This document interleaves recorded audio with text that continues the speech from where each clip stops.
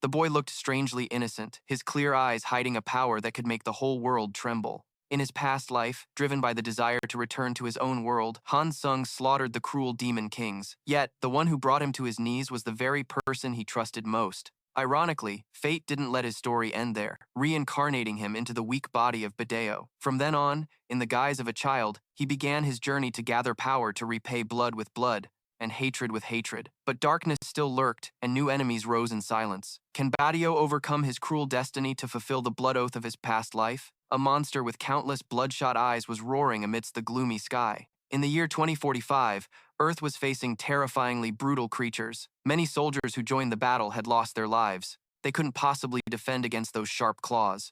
The colossal monster just stared at the fallen on the battlefield. At that moment, a young man was pale with fear from its attack. Is this the end? He collapsed to his knees before those razor-sharp claws, as if surrendering to his fate. But who would have expected another young man to charge in, severing the monster's tentacle with his sword? The creature was so shocked it stared wide-eyed at the hole in its body. Soon after, the enraged monster aimed its sharp claws straight at the young man. He frowned, unleashing sharp slashes that diced the tentacles into pieces. The monster still wouldn't give up, swinging a massive tentacle towards where the young man stood. He squinted, looking at the huge object right above his head. The man immediately pulled out a gun and fired straight at the tentacle. This was the commander of Earth's last defense force, Han Sung. He turned and said, "Get up, we're moving forward." The man he had just saved finally snapped out of it. He quickly raised his gun and fired continuously at the monster, while Han Sung advanced with a large rifle. And now, after endless battles, only a few survivors remained. Han Sung's face grew serious as he pulled his gun back to gain momentum. He knelt on one knee, aiming straight ahead. Our target is right in front of us. Suddenly, a golden magic circle appeared right in front of the monster. Han Sung was stunned by this strange phenomenon, wondering, "What is that?" Before he could get an answer, he was unknowingly sucked inside. A moment later, his comrades panicked when they saw him disappear, shouting for their commander. Meanwhile, in a strange space filled with chains, a mysterious voice echoed, "Answer the summons, Han Sung." He was suddenly wrapped in countless chains around his neck, making it harder and harder to breathe. Han Sung, bound in midair, looked fearfully at the crowd, murmuring before him, "Unbelievable, we actually succeeded. So this is the legendary otherworldly hero." He glanced at the iron on his hands, wondering, what are these glowing shackles? Where am I? Just then, a man took off his hood and spoke, "Otherworldly hero, welcome to the Empire." He could only listen in silence to these strange words. The man stroked his beard, his tone sincere. "I know this is sudden, but please, defeat the Demon King and save our world." Han Sung frowned in confusion. "What? Demon King? What are you talking about? Where am I? Who are you people? This is no time for nonsense. I'm supposed to be in Korea." Han Sung immediately reached out his palm, brimming with spiritual power. "As a threat. Shut up." A second later, bolts of lightning struck him as a chant was recited. The restraining oath had been activated. The man controlled the magic in the air, offering a few words of warning. "Stop resisting. If you cooperate while I'm being nice, this magic won't harm you." Han Sung gasped for breath, tears welling in his eyes as he cursed inwardly. "When were you ever nice?" Then, the man gestured and made his request. "Please, destroy the Demon King." He threw a sword into the magic circle on the ground, emphasizing each word, "and save our empire. If you agree, we can send you back to your world. Will you accept this offer?" Although it was a question, after he finished speaking, the crowd stared daggers at Han Sung. He pressed his lips together, his brows furrowed, completely cornered by the situation. Han Sung had no other choice but to accept. "Fine, I'll do it." And so, Han Sung was summoned to a completely unfamiliar world to fight as an empire's otherworldly hero. He worked tirelessly, participating in countless expeditions. Time and time again, Han Sung swung his sword, slaughtering hordes of beasts. He completed every one of the Empire's innumerable quests. 3 years, 5 years, 10 years. He sacrificed his youth to kill the Demon King Van El. Was Han Sung finally free? Every night, he dreamed of what he would do when he returned home. But then, the man made another request. "Han Sung, I will tell you your next mission." He scowled from behind, resentfully saying, "That's not what you promised." The man took a sip of tea and continued, "Saving the Empire doesn't just mean killing the Demon King. There are still those who oppose the unification of the Empire. They must be eliminated. We cannot allow the opposition to rise up. You just need to handle this one threat. Kill him, Badeo of the Night Kingdom of Teonia, and you will be free." The man glanced over, a smirk on his face. "Just help us a little more." Although Han Sung wanted to resist, He was controlled by the shackles on his neck. What choice does a chained dog have? Those bastards. And so, the flames of war erupted once more. When will this ever end? In the Night Kingdom of Teonia, Han, Sung, and Badeo were now crossing swords. After a while, he succeeded in piercing the man with his sword. Badeo cried out in pain. I can't believe you're so foolish. He pulled out his sword, his voice listless. I had no other choice. I'm sorry, Badeo. The man questioned. The otherworldly hero, Han Sung, right? Badeo, sweating profusely, continued. Don't apologize to me, Han Sung. He slid down against the castle wall. His next words left him stunned. Because soon, you'll be thrown away too. Han Sung sighed, raising his palm and muttering, It's over. I can finally go home. But he didn't realize Brandon Bird was already behind him. Suddenly, two golden chains wrapped around Han Sung's neck, startling him. The old man approached, stabbing a sword into Han Sung's chest before he could react. His voice dripping with menace. Well done, otherworldly hero. Han Sung hunched over, coughing up fresh blood as he called out the name of Count Brandon Bird. The old man sneered. Han Sung, you have fought splendidly over the years. You have served was just a loyal hunting dog of the Empire. I, the Grand General and Holy Knight, acknowledge that. His eyes widened as he struggled to curse. You cowardly hypocrites! So it was all a lie. You never intended to let me go home. Brandon Bird pulled his sword from Han Sung's body, sending a spray of fresh blood into the air as he questioned. Why would we do that? You're just a hunting dog that only knows how to bite. As his entire body fell to the ground, the man gloated mockingly. Farewell, Han Sung. With fading vision, he cursed to himself. I knew they wouldn't let me go this easily, but damn it, I will never forget this humiliation. Suddenly, a flash of light erupted from Han Sung's body as he seethed with resentment. I will make this damn empire pay with its utter destruction. That night, one life ended and another began. At that moment, a newborn baby boy opened his eyes, and a cheerful voice rang in his ears. Congratulations, my lady. It's a boy.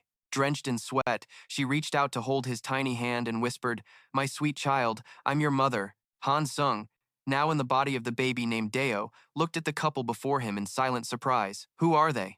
I've seen that face before. He squeezed his eyes shut as he was caressed, and soon, it came to him. I remember now. Han Sung thought to himself, that man is the continent's most powerful necromancer and dark mage, Duke Saxon. And this place must be the Empire's center of forbidden arts. Necropolis, home of the Black Tower. The one-time use resurrection stone has been activated. It was a forbidden item he had hidden away, preparing to break free from his shackles as a hunting dog. And the body I was reincarnated into was all left to fate. But I never expected to be reborn as the eldest son of Duke Saxon's family, one of the most prestigious noble houses in the Empire. Deo smiled in amusement. So I guess I was born with a golden spoon this time? He thought of Han and Brandon Bird, and as soon as I grow up and master necromancy, I'll wipe out every single one of those imperial bastards. Len looked a little bewildered. Nanny, the baby isn't crying at all. The nanny rubbed her chin and said thoughtfully, How strange. His breathing is clear, but he isn't making a sound. The lady also grew worried. Could you please check his condition carefully? Deo pursed his lips, annoyed. I'm not a real baby. Why would I cry so easily? The nanny held him in her arms to check him over. His breathing is stable, so there's no need to worry. Len frowned. Isn't it a bad omen for a baby not to cry? She reassured him. Please don't worry, my lord, but if you really want the young master to cry. The nanny gave a hard smack to his bottom and said with a wide smile, You can just spank him until he does. Deo was stunned by the sudden hit, a mix of pain and embarrassment washing over him. The couple saw his face turn pale and laughed. What a stubborn little one. He must have inherited your strong will, my lord. The couple looked at Deo cheerfully as his mother reached for him. Here, let me. Deo paled, cursing inwardly. You fools, your son is perfectly fine. Elena held him tummy down and raised her hand high. Deo squeezed his eyes shut, cursing internally as he braced for another smack. But to his surprise, she gently rubbed his little bottom instead. Deo took a deep breath, soaking in his new surroundings. The moment the warmth of her gentle hand touched his skin, an image of Han Sung flashed through his mind. He suddenly recalled lifting his shirt to clean his own wounds, muttering, When was the last time I felt a warmth like this? In his past life, Han Sung had always been alone, forced to take care of himself. But now, he was Deo, and the soft, slightly trembling hand of the young noblewoman, his new mother, radiated a love he hadn't felt in all those years. Han Sung, who hadn't shed a tear for as long as he could remember, now couldn't stop them from flowing, sobbing just like a newborn baby should. Len sat on the bed and said softly, It's already been 8 years since Deo was born, hasn't it? Time really flies. Elena nodded in agreement. It does. Is Deo still in his room? He hasn't put down his books since he was 4. He took her hand lovingly. He must take after his mother. It seems he's starting to get interested in magic. Elena gently tucked her hair behind her ear. Darling, you still remember, don't you? Our vow. He pictured Deo reading and continued.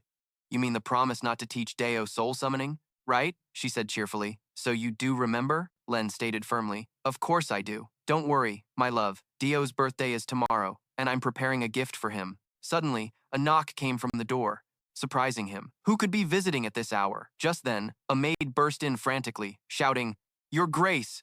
In the study, young Master Deo has fainted.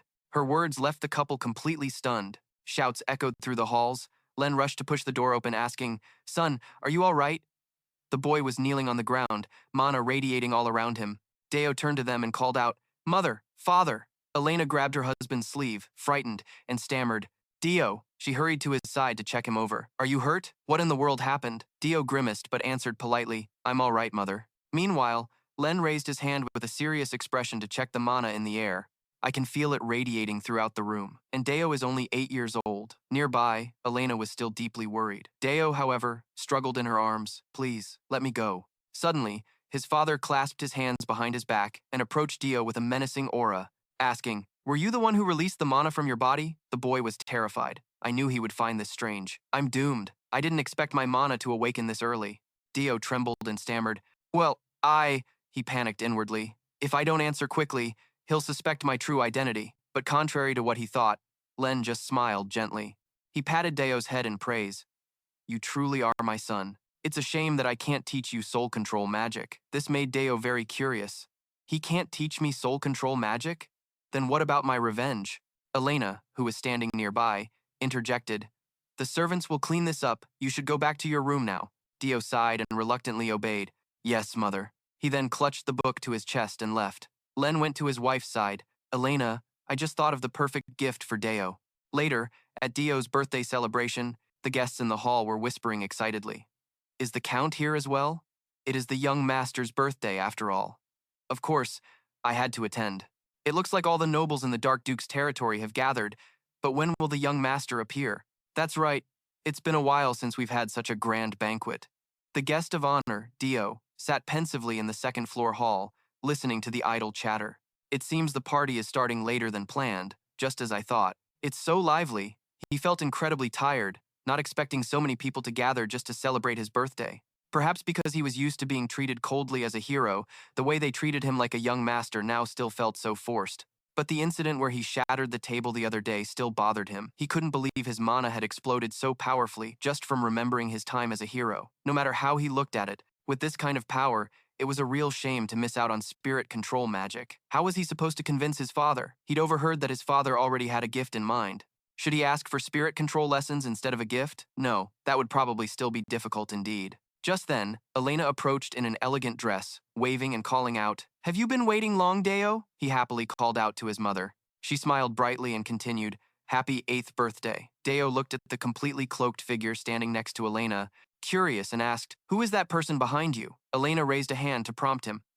Go on and say hello. The mysterious figure began to slowly pull down their hood. This person was an elder of the Blue Magic Tower, a master of water magic, the sage Sphia herself. Elena revealed, She will be your instructor from now on. To Deo's surprise, Sphia also greeted him warmly. It's a pleasure to be of assistance. She gave a wink and whispered to him, Happy birthday, son. Deo was taken aback. An elder from the Blue Tower was invited to be my teacher? Does that mean Mother wants me to learn water magic, the type that specializes in defense and support? Just as I thought, she doesn't want me to learn dark magic. Sphia spread her arms and said, Deo, may I speak with you privately for a moment? He answered timidly, Yes, Lady Sphia. Soon after, they were standing in a place covered in white snow. Sphia's voice echoed, I'm not sure if you've heard, but I've been tasked with teaching you water magic. Aren't you disappointed? There must be another type of magic you'd rather learn, right? Deo asked in surprise. How did you know? She held up a finger and said, Wanting to learn spirit control magic, your father's dark magic, is also quite understandable. However, the Black Duke's marriage condition is known throughout the Empire. When Lady Elena was proposed to by the Black Duke, she was terrified of his brutal reputation. So to reassure her, he swore an oath not to pass his dark legacy down to his children. I still remember the wedding day. The elders of the Black Tower forsook their familiar black robes and all wore pure white attire to witness that vow. Because it was a marriage bound by such a sacred covenant, you cannot learn dark magic for the time being. But I will eventually find a way to persuade Lady Elena. Are you willing to learn under my guidance? Dio spoke up, flustered. But aren't you wary of dark magic or spirit control? You're an elf, a race that respects the laws of nature, and something as unnatural as reviving the dead. Sphia let out a laugh and remarked, "How interesting. What about priests who save the dying? Are they acting in accordance with the will of nature?" He listened silently to her perspective. Spirit control magic or resurrection magic. In my eyes, they are no different at all. Dio suddenly realized something. Sphia was far from being conventionally dogmatic. Perhaps she would be a teacher who exceeded his expectations. She suggested, "Shall we begin our lesson then? I heard you formed a small fragment of a mana circle a few days ago. Our first goal will be to expand that fragment to complete a first circle mana circle." Dio was extremely surprised. Looking up, "Oh, a first circle? Coincidentally, most of the magic books I've read recently require reaching that level to practice. Then I'll be able to create my first circle on this occasion." Sphia began to instruct. "Place your hand on your heart and focus your mind." He followed her instructions perfectly. "Yes, master." Then Deo slowly opened his eyes. This place was a different world from Earth. This place was filled with mana. However, with the exception of ancient creatures like dragons, directly controlling raw mana is impossible. Therefore, I need a mana circle in my heart, a structure that acts like a filter to refine raw mana before use. It gathers the scattered mana fragments around the heart, assembles them into a complete circle, and then makes that circle rotate steadily around the heart. Dio felt the circle surrounding him, whispering, "So the mana circle is the pathway to engrave the flow of mana onto the heart? I just need to do exactly as Master Sphia says." On the outside, she was still teaching, starting with the first step. Practice controlling the flow of mana around your heart in a sequential and stable manner. This process usually takes at least 1 month, so don't rush it. Deo opened his eyes, looking down at his palm and murmuring, "Master." Instantly, a blue circle appeared, stunning even himself. "I did it." Sphia was dumbfounded, equally surprised, and exclaimed, "What?" She stared in disbelief at those small hands controlling mana. A child who just started training can create a circle in just a few minutes. If this child truly possesses an innate gift, then... Sphia covered her mouth with her hand and asked curiously, "Can you try releasing mana along that circle?" Deo immediately closed his eyes, gathering energy into the circle, while saying, "I'll try, master." As he generated the magic, he thought, normal children would be exhausted just by releasing mana through the circle. At that rate, not only would I be unable to get revenge on the Empire, but it would also be hard to keep up with the Black Duke. In my past life, I only used mana imprints carved into my body to cast damaging spells for combat. But this time is different. This body inherited the abilities of the Black Tower's master, so it can absorb mana naturally. Who knows? Maybe I can learn not only water magic, but other types as well. A source of energy began to course through my body. Dio told himself, "All right, focus. Guide the mana that has entered my body to flow to my fingertips, and create the fatal piece aimed straight at the Empire's throat." As soon as enough mana was gathered, he opened his eyes, pointing 2 fingers forward. The image of Han Sung from his past life also materialized, and in an instant, a dazzlingly sharp ice shard was formed by Dio. Sphia was stunned, swallowing nervously as she thought. Generally, when mana is compressed in the body and then released, the shape of the mana usually breaks. But he crystallized the mana and created a relatively complete ice sphere. Since he focused on the shape, the destructive power might be a bit lacking. She watched his every move and action from a distance meticulously. After finishing his casting, Dio aimed the ice shard straight at the base of a nearby ancient tree. It immediately created a blinding explosion, snapping the tree in two. Sphia turned her head, staring in a daze at the toppled ancient tree. On a patch of white snow, a tense expression forming on her face. Sevia glanced at Del, silently wondering, so sharp and hard it could pierce a tree trunk. This wasn't the kind of precision an 8-year-old child could possibly display. Just who is that child? He was now raising his hand, waving slightly with a bright smile. Sevia knelt down and lightly touched the wood, exclaiming, "My goodness, I thought the boy had only reached the stage of manipulating mana, but he can already release magical energy and even infuse the ice element into it. Magical energy and even infuse the ice element into it. Even though it's only basic magic, to be able to cast a spell that perfectly absorbs all the surrounding cold air like this is incredible." Seeing her so dazed, Del timidly asked, "Miss, did I do something wrong?" Hearing this, Sevilla turned back and smiled gently. She looked at his apologetic face and thought to herself, for an innocent child to unconsciously create something like that, the sophistication of the spell formula is truly extraordinary. Sevilla pictured the source of magic swirling in the air, gathering together and accelerating to form a sharp shard of ice. His face in front of that magic circle suddenly came to mind. These three formulas are the golden ratio of military-grade magic.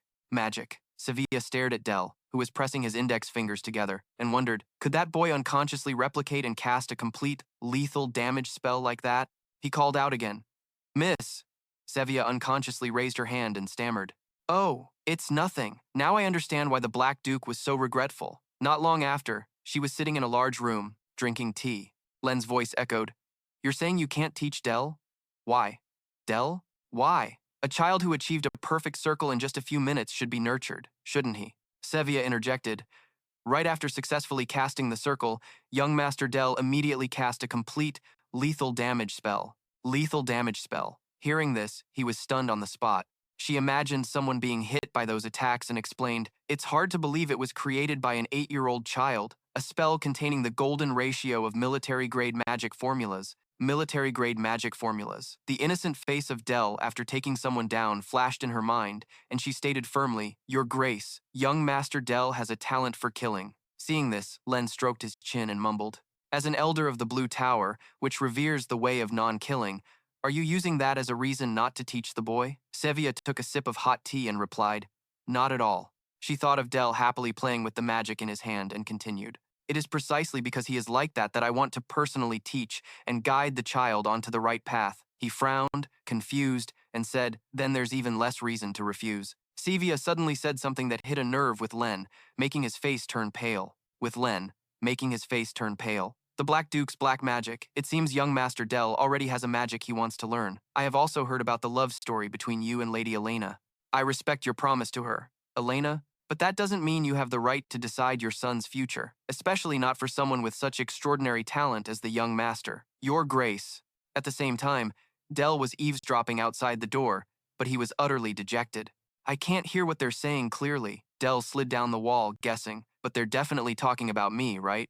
He recalled Sevilla's shocked expression and felt surprised, not expecting his first spell to be so powerful. Even Miss Sevilla was completely astonished. I'll have to be more careful about controlling my power from now on. Suddenly, a dark figure appeared right in front of him, forcing Del to look up. His mood changed in an instant. And he shouted happily, Hey! Del looked at the man, smiling sheepishly in front of him, and cheered, Uncle Helmut! The uncle just scratched his head and asked, What are you doing here? He stood up and questioned back, And where did you just come from, Uncle? Helmut reached out and hugged him. Del laughed. Of course, I was fulfilling my duty to protect the duchy's territory. He lifted the boy high up and recounted excitedly, I just wiped out a horde of terrifying monsters. The boy guessed excitedly, So you just conquered a dungeon. Del's gaze suddenly became pensive, like an adult lost in deep thought. In this world, the appearance of dungeons or the spread of monsters are matters of national importance, ever since the time of the Demon King. Because the damage caused by monsters has been significant, the knights of this land must conquer the unexplored dungeons in the Demon King's territory. Their main mission is to eliminate the monsters that pour out from the dungeons, especially in the Duchy of Jackson, where the situation is far more severe than in other territories. He recalled the image of himself as Han Sung in his previous life and blamed himself, and I am the cause of it all. In my past life, the hero from another world. After defeating the Demon King, the Duke of Jackson was granted the Demon King's lands and ordered to subjugate the monsters there to turn it into imperial territory. Returning to the present, Del looked away, exasperated, and lamented internally. To put it, in professional terms, it's called taking out the trash. As soon as he was put down, he urged, Uncle Helmut, please don't get hurt. The uncle laughed and teased, Is the young master worried about me again? Suddenly, a voice rang out. What a heartwarming sight. Seeing him step out, the two turned their eyes in his direction, and Del called out softly, Father! Helmut stammered and exclaimed, Greetings, Your Grace. He crossed his arms and looked over, praising him. You've worked hard on this expedition, Helmut. At the same time, Elena and a few maids approached, and she said cheerfully, Oh, is everyone gathered here? The three of them turned their gazes that way. He wondered curiously, Why is Mother here? Elena raised her hand to her mouth and gently called to her son, Del. She quickly bent down, caressing his cheek in praise. I heard you successfully cast a magic circle, didn't you? Oh, my dear child is so brilliant, Len added. Congratulations, son. Elena turned her face back and gave him a wink. If there's anything you want, just tell your father. This This sentence made him think, if I say I want to learn necromancy, wouldn't that be a bit too calculating? What do children this age usually want? After thinking for a moment, Dell casually dropped a line that stunned the two of them. I want a little sister. Len, flustered, said quietly, all right, I'll do my best. The boy giggled. Yes, father. The soldiers standing nearby also couldn't help but laugh at the situation. A soldier turned and gently reminded Helmut, please don't laugh, Captain. Time passed. Before long, the full moon had reached its zenith, illuminating the entire area. Dell was sprawled out on his bed, complaining to himself, having to act innocent at this age is such a pain. I must be a little tired from using magic earlier. Just as he drifted off to sleep, his eyes from his past life shot wide open, filled with terror. It turns out, the scene of Braden Bird stabbing Han Sung from behind flashed before his eyes. The old man's voice echoed, so good to see you again, Han Sung. How long has it been? He was in too much pain to speak. You! Braden pushed the tip of the knife deeper and deeper, lifting Han Sung's entire body up. Humans are so deceitful, aren't they? How could you change so quickly? Are you happy? Living with kind parents in that warm house, with a roof over your head and a full stomach, you must have thought that revenge wasn't important anymore, right? The old man radiated a murderous aura, emphasizing every word. The Empire will find you, Han Sung. They will hunt you down until they finish you off, until every trace of you is wiped from this world. Terrified, Dio jolted awake, struggling to breathe. At the same time, a surge of magic appeared right in front of his chest. It began to build up inside Dio's chest, causing him immense discomfort, as if his heart was about to explode. Is this the legendary phenomenon of mana overflow? Dio clutched his chest with one hand and struggled to go outside, cursing inwardly. Those damn bastards from the Empire, they really won't give up until the very end? He thought getting some cold air outside would make him feel better. He hugged himself tightly, panting as he wondered, but why is it only getting worse? Suddenly, Sfia appeared right behind Dio and said, you look like you're in a lot of pain. It startled Dio completely. He turned to look at the familiar face with suspicion. To generate a source of magic and then realize it's a mana overflow? What a gifted child. But I still can't shake this sense of unease. She then reached out her palm and gently touched Dio's chest. Her magic directly dispersed the energy that was building up inside him. Sfia worried inwardly. If one day this child's magic becomes tainted with malice, I fear it will be beyond saving. Meanwhile, Dio naively looked at the small mana circle on his hand, thinking the mana overflow had disappeared. A moment later, Sfia called out, Dio. He looked up in confusion and answered, yes, ma'am. She glanced to the side and explained, the essence of magic is a mirror that reflects the soul. Therefore, even with the same spell, each mage expresses it with a unique nuance. Your magic carries the power to steal life force, an incredibly dangerous ability. That's why I feel so fortunate to be the one to teach you. Dio took the book from Sfia and asked curiously, ma'am, what is this? He looked questioningly at the aura surrounding it. This is a magic book on necromancy. She smiled brightly and said with a hint of meaning, I believe our meeting was fated. Deo innocently listened to Sfia's words. Happy birthday, Deo. Suddenly, he rushed forward and hugged her, which surprised Sfia a little. She laughed teasingly. You're still so naive and ridiculously cute, young master. A few days later, on the plains outside the north gate, Sfia stood behind Deo as he asked in surprise, a rabbit? She looked at the white rabbit and calmly replied, that's right. Try to remember when you went hunting with your father. He quickly summoned magic to his hand, replying, yes, ma'am. The white rabbit turned to look at them, bewildered and unaware of what was about to happen. Dio had already formed a mana construct in his hand and was swinging his arm back for momentum. He aimed carefully and hurled the ice shard toward the white rabbit, and where they stood, mysterious circles began to form. Sfia watched his small hands intently, thinking, to strike so decisively, and yet his fingertips don't even tremble. Then she said, Deo, even when it's the same type of magic, it can be incredibly diverse, depending on the person who casts it. Do you know why? Deo answered honestly. I'm not quite sure yet, ma'am, Sfia explained. Because magic, ultimately, is a mirror of the soul. It uses mana to give form to what is in one's heart. Therefore, in magic, one cannot hide the landscape of their soul. Upon hearing this, Deo fell completely silent, a bead of sweat rolling down his cheek. She closed her eyes and continued, even the names of spells like fire wall or other incantations are merely ways to stabilize one's focus. The magic of the mage towers is no different. The red tower reveres order maintained through power. At that moment, within the tower, someone was creating a fireball, as if to preserve the place. The blue tower, on the other hand, values the order of harmony. The ideology each tower pursues is reflected in the form of their magic. Their magic systems are built upon the principles of each tower. Besides the red and blue towers, there are also the black, white, and green towers. After speaking, Sphia smiled gently, breathing out a puff of white mist. However, Dio still wore a confused expression, making her feel a little helpless. For a child like you, it's likely still too early to understand these things. Dio immediately turned his attention back to the unfortunate white rabbit, his mana surrounding it as he thought, the most basic necromancy technique is to turn a corpse into a slave. It is a magic that uses mana to allow the mage to control a corpse. He became extremely serious, focusing on his task. Now, numerous threads shot from his hands, shining down on the rabbit, the top of the spine, the knees. I must securely connect the mana threads to those points. A second later, the rabbit's blood-red eyes snapped open. Seeing his success, Sphia praised him. Excellent, Dio. Can you proceed to the next step? While controlling it, he answered, Yes. Ma'am. Deo then poured all his energy into creating ice armor for the undead rabbit.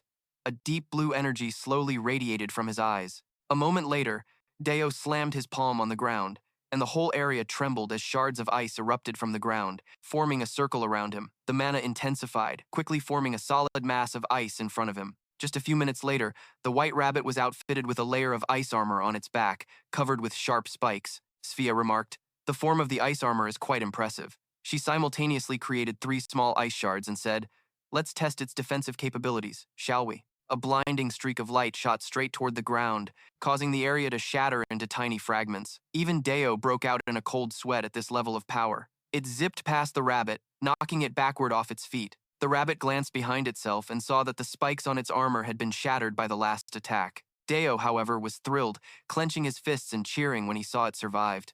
All right, I blocked your arrow. Sphia turned to him in acknowledgement. Very good, Deo, you did very well. It looks like you have something to say. What is it? He said boldly. Yes, ma'am, I want. Please teach me how to master water-based magic. Hearing this, the corners of her mouth lifted into a slight smile. The sunlight also shone gently on one side of Sephia's face, but her refusal rang out, I can't allow it, making him gasp, his face falling as he questioned, Why? Sephia raised one finger, winked, and sighed. What you did today was just an extremely basic form of water magic. It's extremely basic. Just like any other type of magic, the further you study water magic, the deeper and more refined your understanding must be. It's already difficult enough for a novice mage to learn just one element, let alone simultaneously using 2, which we call being a dual-element mage. At your age, that's nearly impossible. From what I can see, you are far too ambitious. Those words hit Deo like a bolt from the blue. His eyes went wide and his jaw dropped, letting out a single sound. Huh? Deo thought back to when he was casting his magic, and silently repeated those words in his head. Ambitious? I showed that much and it's still not enough? He said dejectedly. But you were the one who said you'd help me find my path forward. Sephia, caught off guard, hesitated and was at a loss for words, then made an excuse to change the subject. That's all for today's lesson. That night, in the study, Dio was carrying a stack of books. He placed them on the floor, silently determined that even if he was on his own, it didn't mean he couldn't do it. I will prove it. Deo started busily flipping through and reading each and every page, and at the same time, his mana flared up powerfully. Not long after, a voice kept calling out, causing Dio to groggily open his eyes. Sephia was now worried, and asked, Are you all right? It looks like you didn't sleep last night. Dio lied without batting an eye. I was just preparing a few things, so I stayed up a bit late. Hearing that, she advised, Don't overdo it, Dio. With dark circles under his eyes, he reached his hand forward and replied, Yes, ma'am.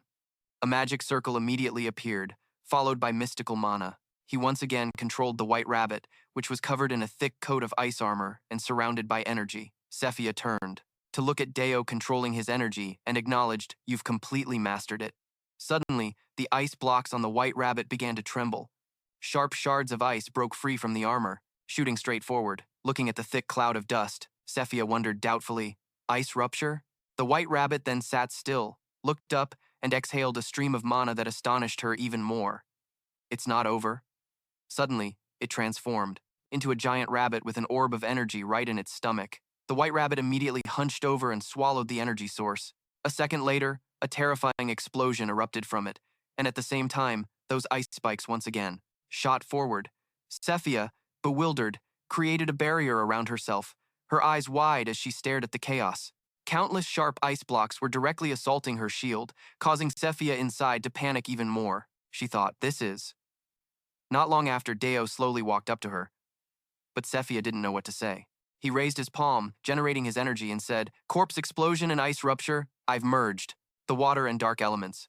Deo summoned both sources of spiritual power in his hands simultaneously and asked quietly, "Is this enough to be considered a dual-element mage?" Everything seemed to freeze after Deo's magic demonstration, and Sephia broke out in a cold sweat, staring wide-eyed at the remnants of the spell. This is a type of attack I've never seen before. She stood there stunned, analyzing how the combination of the ice armor from ice rupture allowed corpse explosion to create a much wider area of destruction. Not only that, but the sharp fragments of ice and bone embedded themselves in the ground like blades. Sephia walked over and bent down to examine the ice fragments scattered on the ground. She looked at Deo, feeling extremely uneasy. This is just like magic, forged for the sole purpose of killing, like that of someone who has spent their entire life on a battlefield. What in the world is going on inside this child's head? Deo turned around, his eyes filled with a terrifying intensity, and let out a sound of surprise. The moment he saw Hamut, he joyfully called out, loudly, "Sir Hamut!" Hamut raised his hand high to greet them. "Young master, Lady Sephia." Seeing the military uniform, Deo asked curiously, "Did you just conquer another dungeon?" Hamut excitedly boasted about his achievement. "This time, we just exterminated a group of demonic beasts. It was a small-scale one, but the Black Armor Knight Order still had a tough time." An image of the powerful Jackson appeared. The Black Knight Order, Duke Jackson's invincible legion, dominated the battlefield with their aura-clad spearmanship. The shadowy figures flickered in and out of sight, and their commander, Knight Hammett, was one of the 7 swords of the continent. Deo clasped his hands gleefully and reminded him, "You still remember your promise to teach me swordsmanship, right?"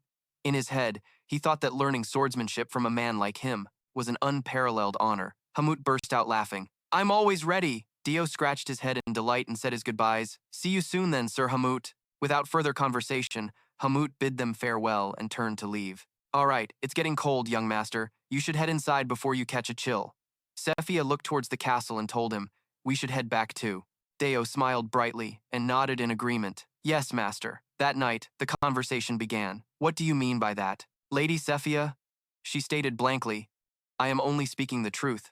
Young Master Deo has completely mastered both necromancy and water magic. Furthermore, the boy has already reached the level of a first circle mage, with 1 magic circle." Len rested his chin on his hand, looking troubled. "Lady Sephia, we clearly only asked you to teach the child." As if guessing the implication behind his words, Sephia told him, "Yes, only to teach him water magic, but as his master, I only want to teach what the child yearns to learn. As I've said, what Deo desires is not just water magic." The room fell silent for a moment before Elena spoke up. "In that case, if it is what Deo desires, may we continue to ask for your guidance with his water magic?" Sephia bowed respectfully and accepted the offer. "Of course, I will continue to assist him in the time to come." Elena replied politely, "Yes, thank you." After their discussion was over, she also quickly took her leave. But before she left completely, Sephia stopped to apologize. "I sincerely apologize for forcing you, my lady, to break the Dark Duke's pact." After she was gone, Elena stretched and said in admiration, "Our boy is truly something else, isn't he? A dual-element mage at only 8 years old. He sometimes even gives me the shivers, but that's my son, all right." Len's face darkened, and he glanced at her, calling out softly, "Elena." He lowered his head dejectedly and voiced his desire to ask for her opinion.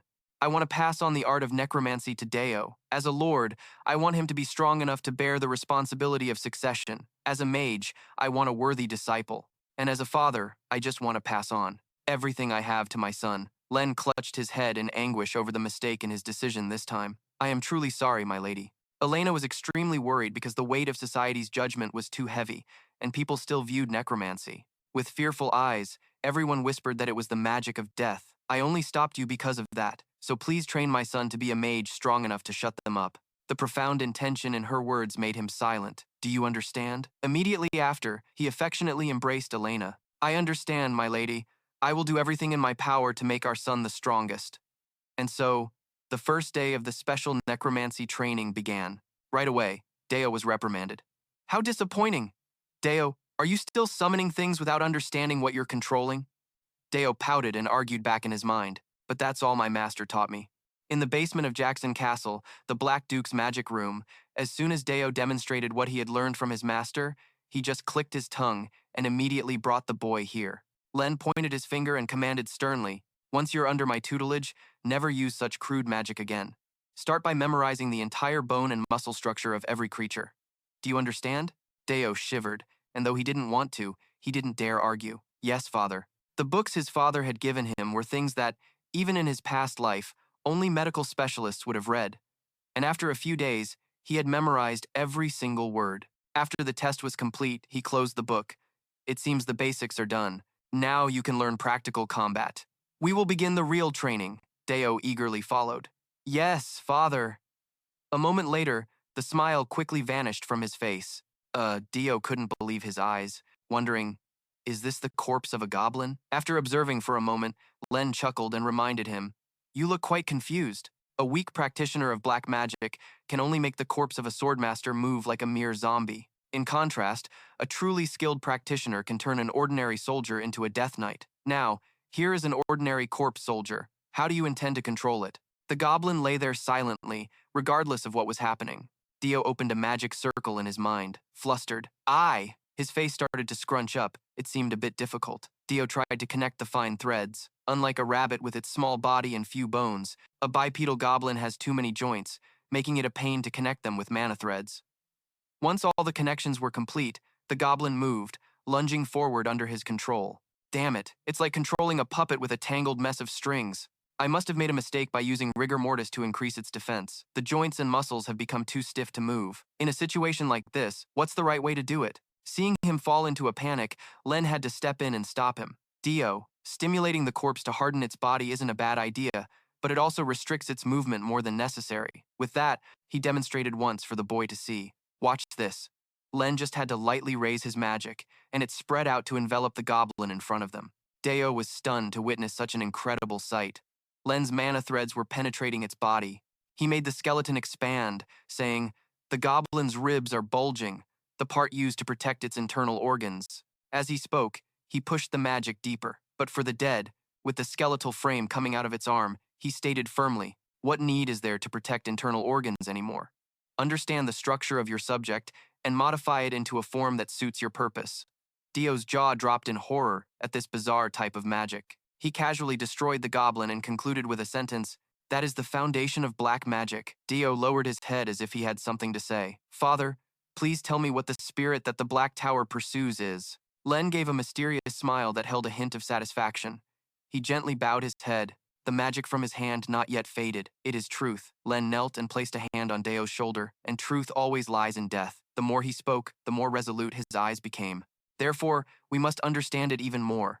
To be able to touch that truth, you must understand the weight of a life. Suddenly, memories of his past life flooded back from a moment when a battle was about to end. An innocent-looking civilian was begging him, please spare me. I beg you, Sir Hero. He coldly raised his sword. Please, spare my life. And then, he mercilessly sent them to the afterlife. Len's voice called out. Len saw that his complexion was off and was a little worried. Are you all right? Despite his concern, Deo just stood there, dazed. You look terrible. The memory made him shudder, and after a moment, Deo finally spoke. Yes, he said to reassure him. It's nothing, father. I'm fine. And so, time flew by, as Deo's magic training gradually improved day by day. The news that Duke Jackson had passed on black magic to Deo spread throughout the entire empire. The fact that Duke Jackson had broken an oath from many years ago created a powerful shockwave, as Deo himself was the reason he broke that oath. Both the nobility and the commoners of the empire turned their attention toward him. One day, like any other, Deo was diligently practicing his swordsmanship.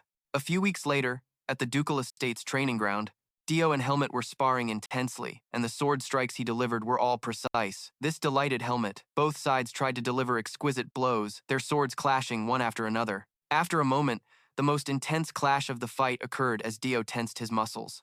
On the other side, Helmet also raised his sword, refusing to yield. He swung, and luckily Deo managed to dodge in time. Seizing the opportunity, he moved in and knocked the sword from Helmet's hand. He turned his head to watch it, his face unable to hide his surprise. The sword was thrown with such force that it stuck firmly into the ground when it landed. Helmet wasn't a sore loser. He quickly conceded. Young master, you're amazing. Of course, Dio didn't believe it for a second. How could a swordsman like you let your sword drop? He wiped his sweat. Certain. You let it go on purpose, didn't you? Helmet picked up his sword and denied it. Of course not, because the young master was using swordsmanship meant for real combat, An ordinary person would have probably died from the first slash. The young master's swordsmanship is too excellent. It's a shame you're a mage. Since mages always have knight protectors by their side, the young master doesn't really need to train this hard. Is there a reason you're doing this? You don't need to push yourself to the point of getting injured like this. Dio looked at his bandaged arm and said decisively, "Of course there is. A duke's son who only knows how to rely on guards or protectors isn't very dignified, is he?" That was just a secondary reason. He was actually thinking, besides, who would pass up the chance to learn swordsmanship directly from one of the Empire's 7 great swordmasters? The continent. Hearing those confident words, the man chuckled with amusement. He ruffled his hair, laughing heartily and praising him for his great answer, saying if he had a son like the young master, he'd have no regrets. Theo was overjoyed to hear that, so finally, he had received the man's praise. Just then, the rustle of a dress approached. It was Elena. She called out, "You two seem to be having a good time." A delighted Theo exclaimed, "Mother, what brings you here?" Elena smiled softly and said, "I wanted to see my son. How hard he's working." After a moment, she got to the main point. "Also, I have some news to share with you," he asked curiously. "What is it?" Elena replied with a mysterious question of her own. "Do you remember the birthday present you once asked for?" Theo rubbed his chin, thinking of the large gift box she had brought. "My birthday present. I only remember it vaguely." "What was it?" Suddenly, he remembered his past request. "I want a little sister." And it was then he understood what Elena was trying to say. Seeing this, she rubbed her belly expectantly. "Then you'll have to take very good care of your little sister, you hear?" Theo clasped his hands, his eyes shining with excitement. Of course! Time flew by, and in the blink of an eye, it was 10 months later. Theo was constantly poking the baby girl's cheek. This made her happy. "Are you that captivated by her?" He didn't hesitate to reply. "Yes, I am. I can't believe this is my little sister." Theo stared at the baby girl without blinking. She was unbelievably adorable. Seeing this, Elena suggested, "Do you want to try holding her?" Although Theo really wanted to, he was a bit hesitant. "What? Me?" She slowly placed the baby in Theo's arms. Now, don't be shy. Holding a baby isn't that difficult." He had to admit that once he was holding her, it wasn't as difficult as he imagined. "So, she looks just like you, doesn't she?" Seeing the baby girl's bright smile, Elena became excited. "That's strange. She always cries when I hold her, but she isn't crying at all in your arms." "She seems very happy." Theo smiled gently, looking at the small life in his arms. Suddenly, Len walked over and asked, "How do you feel now?" Theo honestly shared his thoughts. "She's as light as a feather, but at the same time, she feels so heavy." "Indeed." Len gave a gentle smile, and a peaceful feeling filled the room. "That is the weight of a life." He placed a hand on Theo's shoulder and reminded him, "Never forget that, Theo. Now, it's probably time for you to go to your lesson, isn't it?" "Let's go, Theo. Master Sphia is surely waiting for you." Sphia smiled and gave a brief overview. "Today's lesson is practical combat training." Theo was a bit timid and hesitant. "Are we really going to fight for real?" Sphia encouraged him. "Don't hesitate, just attack me with all your might." He began to summon a magic circle. "Understood, Master." Sphia also created a small orb of magic. "Let's begin. I want to see how much you've progressed." The battle started with shards of ice. Rushing towards her, Sphia casually swatted them aside, sending them all flying. "Your first attack is too slow." She provoked him as she batted away the ice. "How dare you?" She picked up a piece of broken ice sarcastically. "Are you holding back on your master?" Seeing this, Theo took a few steps back, cold sweat rolling down his cheek. Sphia threw the piece of ice at him and commanded, "Raise a barrier immediately." Theo grimaced in fear at her terrifying killing intent. The attack flew out, and in the blink of an eye, it unleashed terrifying power. Theo looked at his frozen arm and knee, terrified. "If I hadn't blocked that in time, I would have been severely injured." Sphia was incredibly excited to see this. To think he created ice armor in just a brief moment. Theo quickly dispelled the magic, and the ice armor shattered. She nodded and requested, "Very good, Theo, keep attacking." He placed his hands on the ground and chanted the name of the spell, Compound Elemental Combination, Ice Castle Formation. The spell activated with his words as Theo erected the ice castle. A tall, sturdy fortress of ice rose up right before Sphia's eyes. She let out a confused murmur. Casting ice castle in the middle of a fight? By reinforcing the mana structure, he has raised the density of the ice to an astonishing degree. Sphia touched it lightly out of curiosity. "But why use a defensive spell now? Does he need to rest after my last attack?" While she was lost in thought, something caught her attention. A sound came from the other side of the wall. Ice explosion! A brilliant light flashed as the spell detonated. On her side of the ice wall, Sphia stood stunned for a moment, trying to figure out what was happening, her face blank as a drop of confused sweat rolled down her cheek. Ice pomegranate. The magic then erupted, completely engulfing Sphia's body. After the explosion subsided, the ice wall lowered. It was a success. Theo had made the ice wall incredibly dense and then detonated it. The ice particles had already been reinforced, before being compressed, turning them into an ice bomb. Theo excitedly thought to himself, "That was hard to dodge, wasn't it, Master?" But the sight before him made him cry out in terror. "Master!" Her entire body was cracked and nearly frozen solid, with shards of ice, piercing her in several places. Master Sphia. But then, she suddenly appeared from behind him. "Were you calling for me?" Theo breathed a sigh of relief. "You scared me, so that was just an illusion." Sphia snapped her fingers, causing the ice on the decoy to melt away. She commented, "That's a terrifying skill." Theo couldn't believe that as a mere first circle mage, he had managed to injure an elder of the magic tower. Theo bowed his head in remorse. "I never intended to hurt you, Master." Sphia chuckled to reassure him. "I know. In fact, I'm glad you were able to hurt me. You believed I was strong enough for you to use your full power, right? As your master, that makes me prouder than any compliment." Hearing that, he felt somewhat relieved. "Really?" she affirmed. "Of course, you are an outstanding disciple. But how did you come up with that magic formula?" Theo smiled humbly. "It's all thanks to your teachings, Master." She smiled, looking at him with warm affection. A while later, in Len's private office, Lady Sphia, "What is that wound on your cheek?" She gently touched it and praised Theo. "Oh, this? I was just careless during the young master's lesson. His formula is exceptionally sharp." He let out a long, weary sigh. "I am in your debt once again, Lady Sphia." She shook her head, declining the praise. "Not at all. It is my happiness to teach such a gifted student." Len then spoke seriously. To Sphia, "May I ask you for one more thing?" Sphia was always ready to help him. "Yes, please go ahead." Len thought of the monsters and recounted, "We've received a report that a horde of ORCS has crossed the mountains and entered our territory. A small cavalry unit won't be enough to handle them." The air around Sphia grew heavy when she heard this. "However, I plan on having Theo participate in this battle." Sphia immediately objected. "Young Master Theo isn't ready." Len quickly explained his reasoning. "One is never truly ready on the front lines. Besides, protecting the territory is the duty of House Saxon. As the ducal heir, he must understand that responsibility. Theo can be no exception."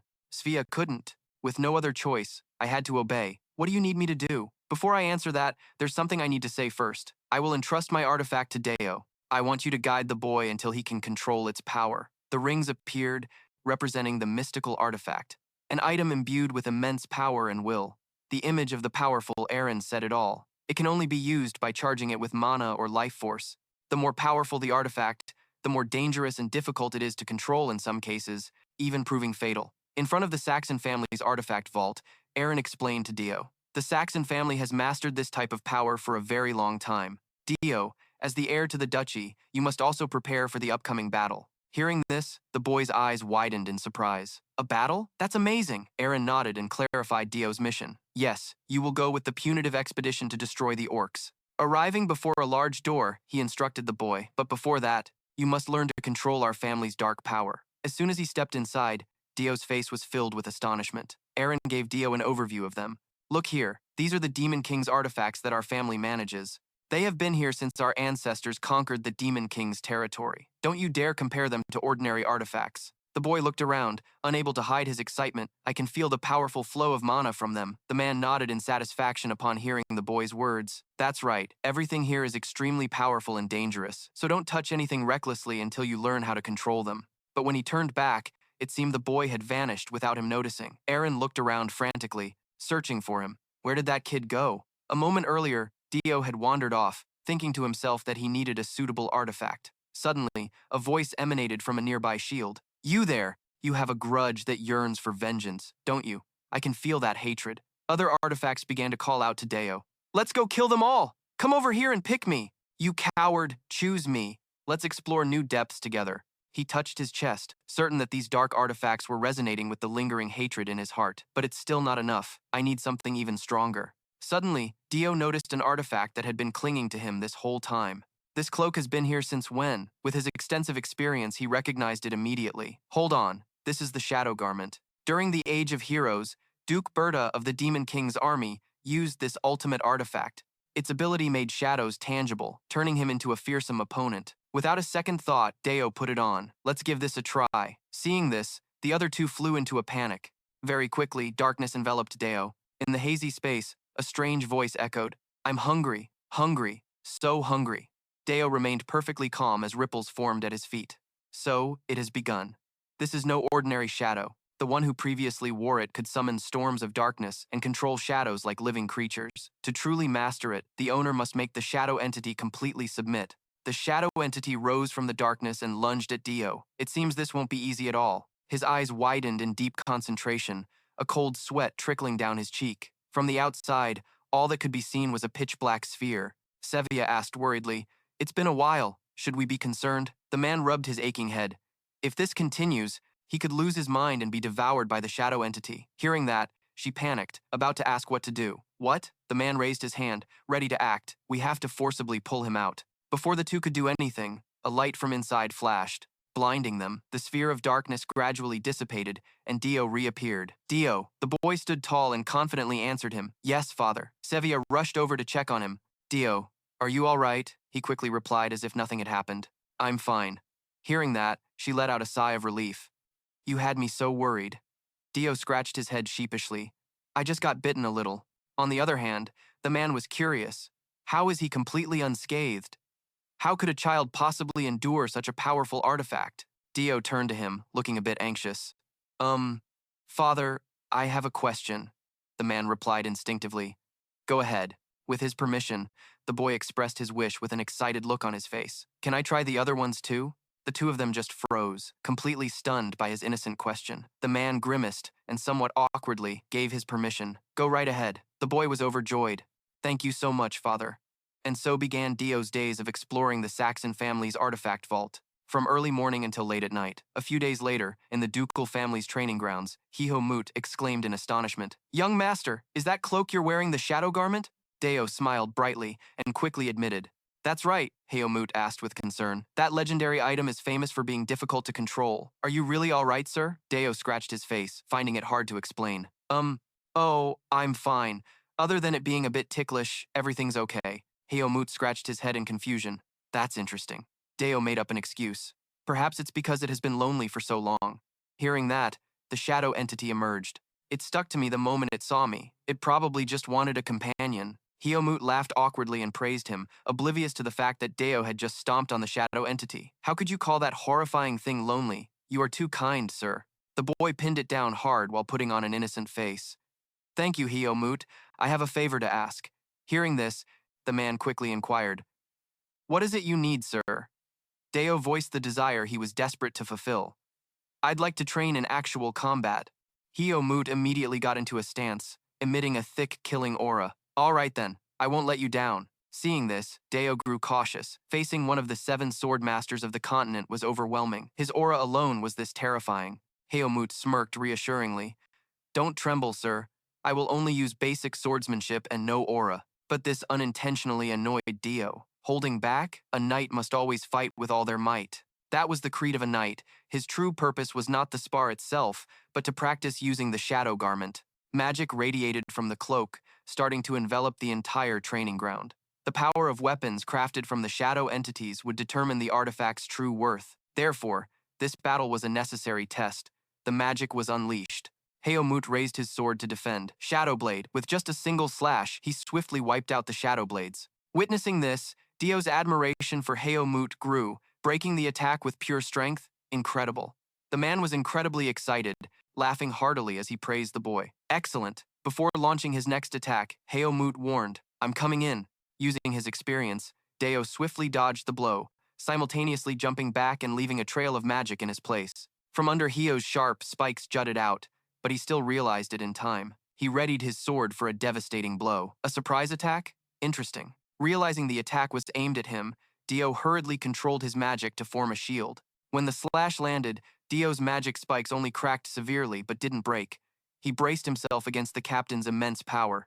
Despite being thrown back, Dio stubbornly kept his feet planted on the ground, leaving drag marks. Hiho-Moot chuckled lightly, feeling a bit uneasy. He blocked it? "I used enough force to slice a normal sword in half. So this is the difference between a common weapon and a high-grade artifact." Without stopping, Hiho-Moot continued to charge forward. "Let's go for 10 more moves." That day, the witnessing knights whispered among themselves. None of them could last 2 exchanges with Captain Hiho-Moot. They felt an invisible wall between themselves and Dio. Time flew by, and a few days later, At the moment of departure, Elena was extremely worried about Dio. I'm going to talk to your father again. No matter how I think about it, I don't understand why he'd let you go to such a dangerous place. Deo comforted her by mentioning the extremely strong people with him. Don't worry, Mom. Dad and Captain Hiomut are both there. With a mother's intuition, Elena was still not at ease. But what if something happens? What if you get hurt? Dio reached out and explained his situation. Mom, I have to become strong to one day shoulder the responsibilities of the Duke. At that time, I'll need the strength to protect you, Dad, and live, so I really need this experience. Please allow me to become stronger to protect you. Softened by Deo's persuasive words, she decided to agree. All right, she called out as Dio mounted his horse. Take care on your journey. He sat firmly in the saddle and assured her, I'll be back soon. Early that morning, at dawn in the temporary base, Hiomut checked and reported, Sir, the troops are ready to depart. Len nodded. Good. Then he closed his eyes and turned away. Deo, give the order to the vanguard in my stead. The boy exclaimed in surprise. Yes, sir. Len turned back to the formidable army and explained, Our proud cavalry, the Black Knights, will one day follow your command. They are your knights. The boy was a little hesitant but still accepted with pride. Deo's knights, not Han Seung's. This will be my first battle as a commander. That's right, this time will be different. With that thought, Deo stepped forward and declared, The time to march has come. Advance, you proud swords of House Saxon. After his words, all the soldiers shouted in unison, Yes, young master, Deo commanded clearly. All troops, to your positions. The thundering of hooves signaled that a new beginning had started. In this campaign, 250 cavalrymen and an elite special forces unit of the Eastern Border Guards stationed at White Mountain also participated. They quickly arrived before a large waterfall, their target about 1,000 orcs. The orcs had crossed the mountain range and were heading up the Saxon River to escape the cold and hunger. They would soon come downstream. We will launch a surprise attack by crossing the Saxon River. There is only one way for 250 soldiers to cross this deep river quickly. From a distance, Sepia approached gracefully. Please step aside. She walked forward coolly with the intention, I will create an ice bridge. Dio joyfully called out her name, Master Sepia. She came to help personally. Although his master was someone who valued gentleness, in the blink of an eye, Sepia created a solid and powerful ice bridge. When she was done, Sepia gestured for them to proceed. You may all cross now. I wish you a victorious return. Len did not forget to express his gratitude. I am grateful for your assistance. Deo walked over to bid her farewell. Master, I'm leaving now. Sepia watched his small figure slowly disappear into the distance. An indescribable feeling of anxiety rose in her heart. How strange. How can a disciple make their master this worried? A while later, at the orcs' temporary encampment, the hidden Eastern Border Guards launched an ambush with flaming arrows. The arrows, ablaze with brilliant flames, flew straight ahead. Tens of thousands of arrows were fired, setting the sky on fire. The volley of arrows killed scores of orcs. Hiomut issued a command. Right now, battalions 1, 2, and 3, all soldiers assume combat readiness. He signaled for the spearhead formation to charge. Hiomut, observing from above, turned to ask, What do you think, young Master Deo? Deo thought to himself, each hoof strikes the ground twice per second, meaning they're moving at 40 kilometers per hour, and with the added weight of the rider and armor, the impact force will be immense. Combined with the 3 to 4 meter long lances, they lock into position, forming a standard lance formation hardened with aura. Even orcs won't be able to block this attack, he said aloud. It's overwhelming. Len also replied, Yes, this is the pride of the ducal cavalry. Hiomut smiled and said, You can't relax yet, young Master Dio. This is only the beginning. The orcs had already formed a solid defensive stance. The battle between justice and evil was unfolding with great intensity. The captain announced, The ambush was a success, but it's not enough to wipe them all out. A voice replied, We will retreat, regroup, and attack in waves.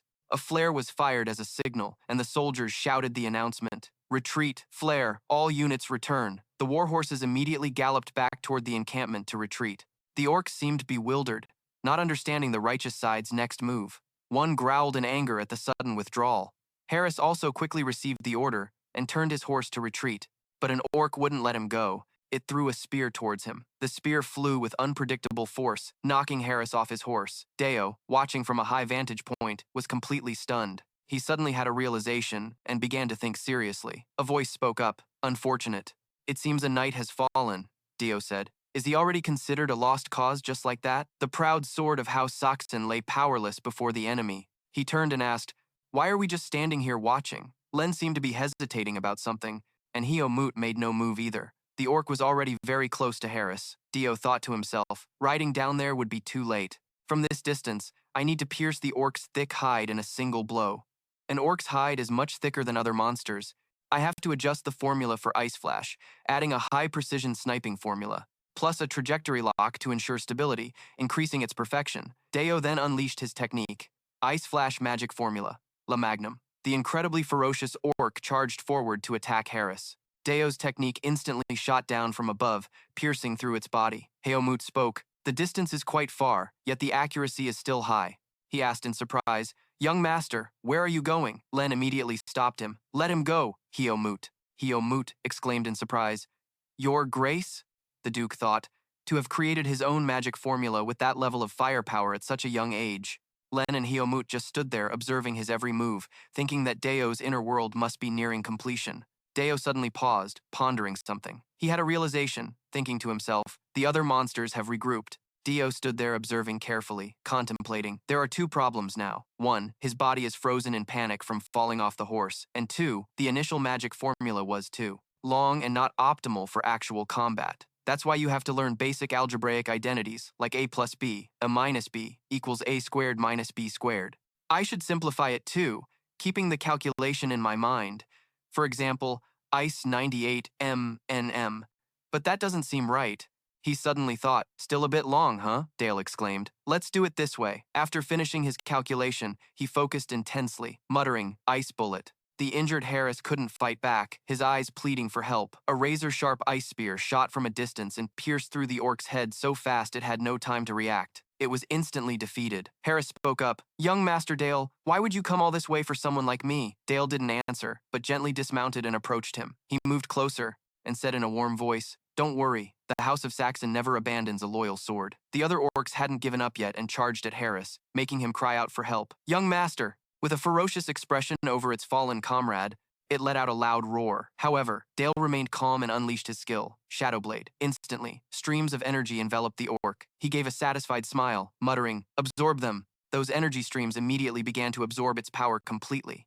The energy streams continued to absorb relentlessly, making it impossible for the orc's body to remain intact. Slowly, the streams absorbed everything until only the head was left, then absorbed it until only a skeleton remained on the ground. Dale chuckled triumphantly and said, "Still more?" He then unleashed an ice bullet, finishing the orc off instantly. Wiping away its blood, Dale said, "It's over now." Harris said in surprise, "Young Master Dale, I can't move my leg." The statement made Dale pause, but he cheerfully lifted Harris up and exclaimed, "Success!" Dale then said gently, "I'll leave the rest to you, Uncle Helmuth."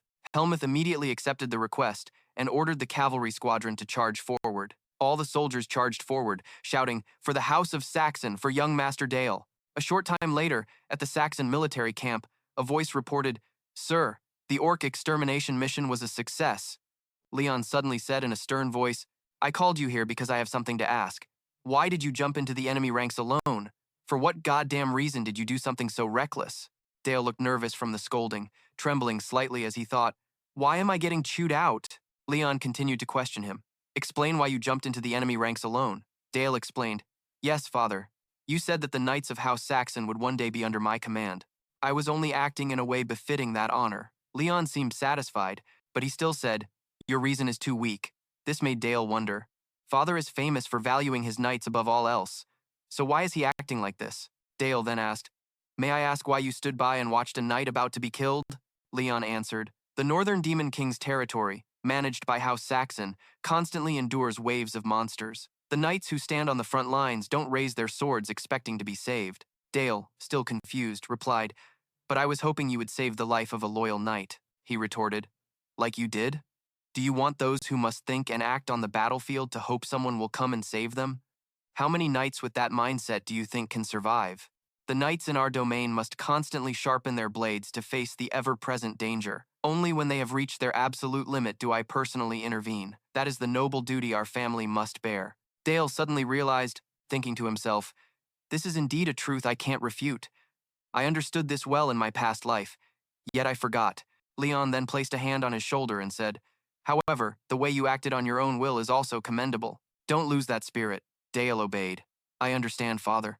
A light from outside shone directly on him like a halo. Leon pulled back the curtain and said, "Let's return to the castle." The The story of the young heir of the ducal house who personally charged into a horde of orcs to save a single knight became the Empire's favorite topic of conversation. It was said that the young master single-handedly slayed 1,000 orcs. But with one part truth and a pinch of exaggeration, the story spread like wildfire across the Empire. Even though the person in question was beet red with embarrassment, the incident brought a breath of fresh air to the duchy. A few days later, at the training grounds, everyone excitedly exclaimed, "Young Master Dale has arrived!" "It's an honor to see you, sir. We welcome young Master Dale." This made Dale blush with embarrassment and say, "I told you all that wasn't necessary." Helmuth, amused by the scene, teased him. "Puff out your chest, young master. For the future of young Master Dale, we must become even stronger.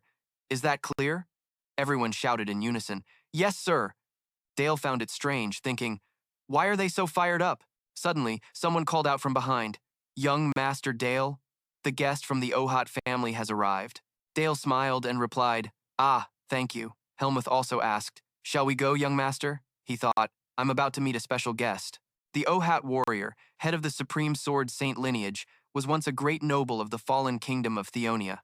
But when the Empire declared war, something unfortunate happened.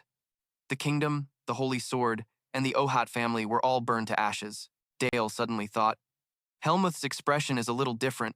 He must be thinking of the sword saint who made him a knight." He thought to himself, "This is going to be awkward." Leon immediately spoke up, "You've come at the right time. Just finished training, have you?" Dale replied, "Yes, sir." The butler entered and announced, "Young Master Dale, the guests have arrived." Suddenly, a voice rang out, "What a respectful welcome." Charlotte and her mother entered. Dale immediately thought, "They came all this way without any servants?" The woman bowed her head and introduced herself. "I, Vanessa Ohat, respectfully greet Duke Saxon." A voice replied, "Welcome." Vanessa turned to her daughter and said, "This is my daughter, Charlotte Ohat." However, Charlotte didn't seem to like it and showed her displeasure, calling out, "Mother."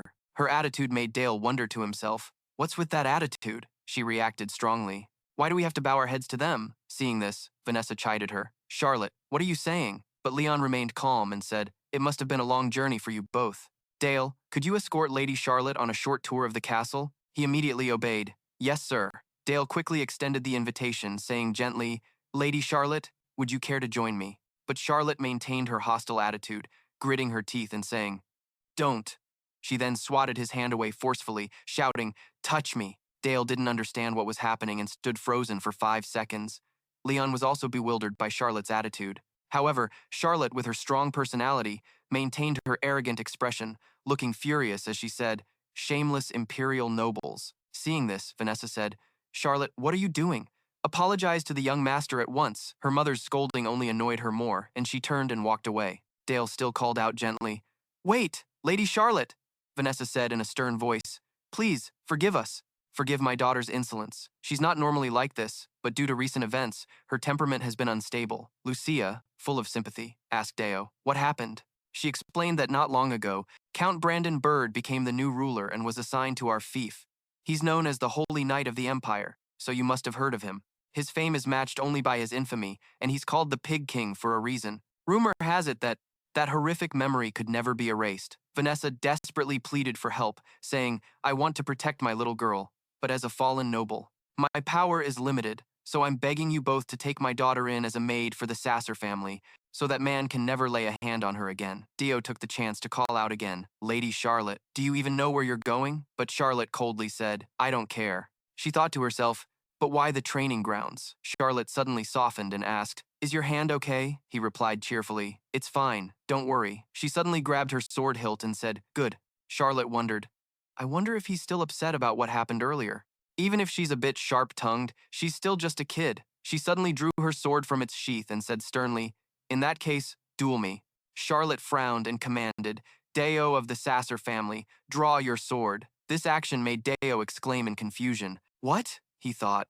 "Why is she so impulsive?" Charlotte coldly pointed her sword at Dio and said, "Let's duel." Dio calmly replied, "There has to be a reason first." She answered, "I've heard the rumors.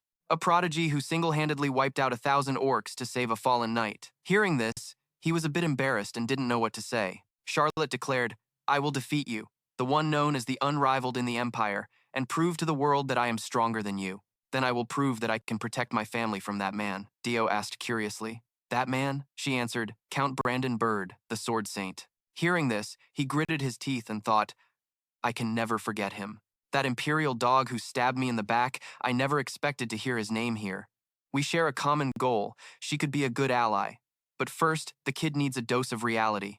He coldly turned his back to leave, much to Charlotte's confusion. He turned back and said scornfully, You're just an ignorant little brat. After saying that, Deo drew his sword and said, Come at me with everything you've got. Hearing this, she became furious and said, That was my plan all along. With that, Charlotte immediately launched a powerful attack. However, it was still a light attack for Deo, who stood his ground and defended solidly. Seeing this, she pulled her sword back and launched another attack. Charlotte's face was resolute, her eyes sharp as ice, and Deo seemed quite surprised by her strength. Charlotte suddenly realized, thinking, an instant counter, blocking with the wrist, and signs of aura being channeled into a sword that's too big for his body. Just as mages create mana through circles in their hearts, knights accumulate aura to push their bodies beyond human limits. He thought, she's truly a real knight. She gave a sinister smile, bringing her arm back to prepare an attack. The attack was lightning fast, but Dio dodged it as usual. The battle between the two unfolded with great intensity. With a determined look in her eyes, she thought, at this rate, I'll gain the upper hand. When I was born, my father was no longer in this world, but every night, my mother would tell Charlotte stories about him. Mother said I had to protect the family in father's place, as the proud daughter of the sword. Even when the kingdom fell and the family declined, Charlotte's sword never stopped. Charlotte was tense, sweat rolling down her face, as she suddenly thought, so why? She was incredibly furious, thinking, I can't even touch him. Charlotte's attacks continued relentlessly, but she couldn't shake the feeling that something was wrong. Once more, Charlotte rushed forward with all her might.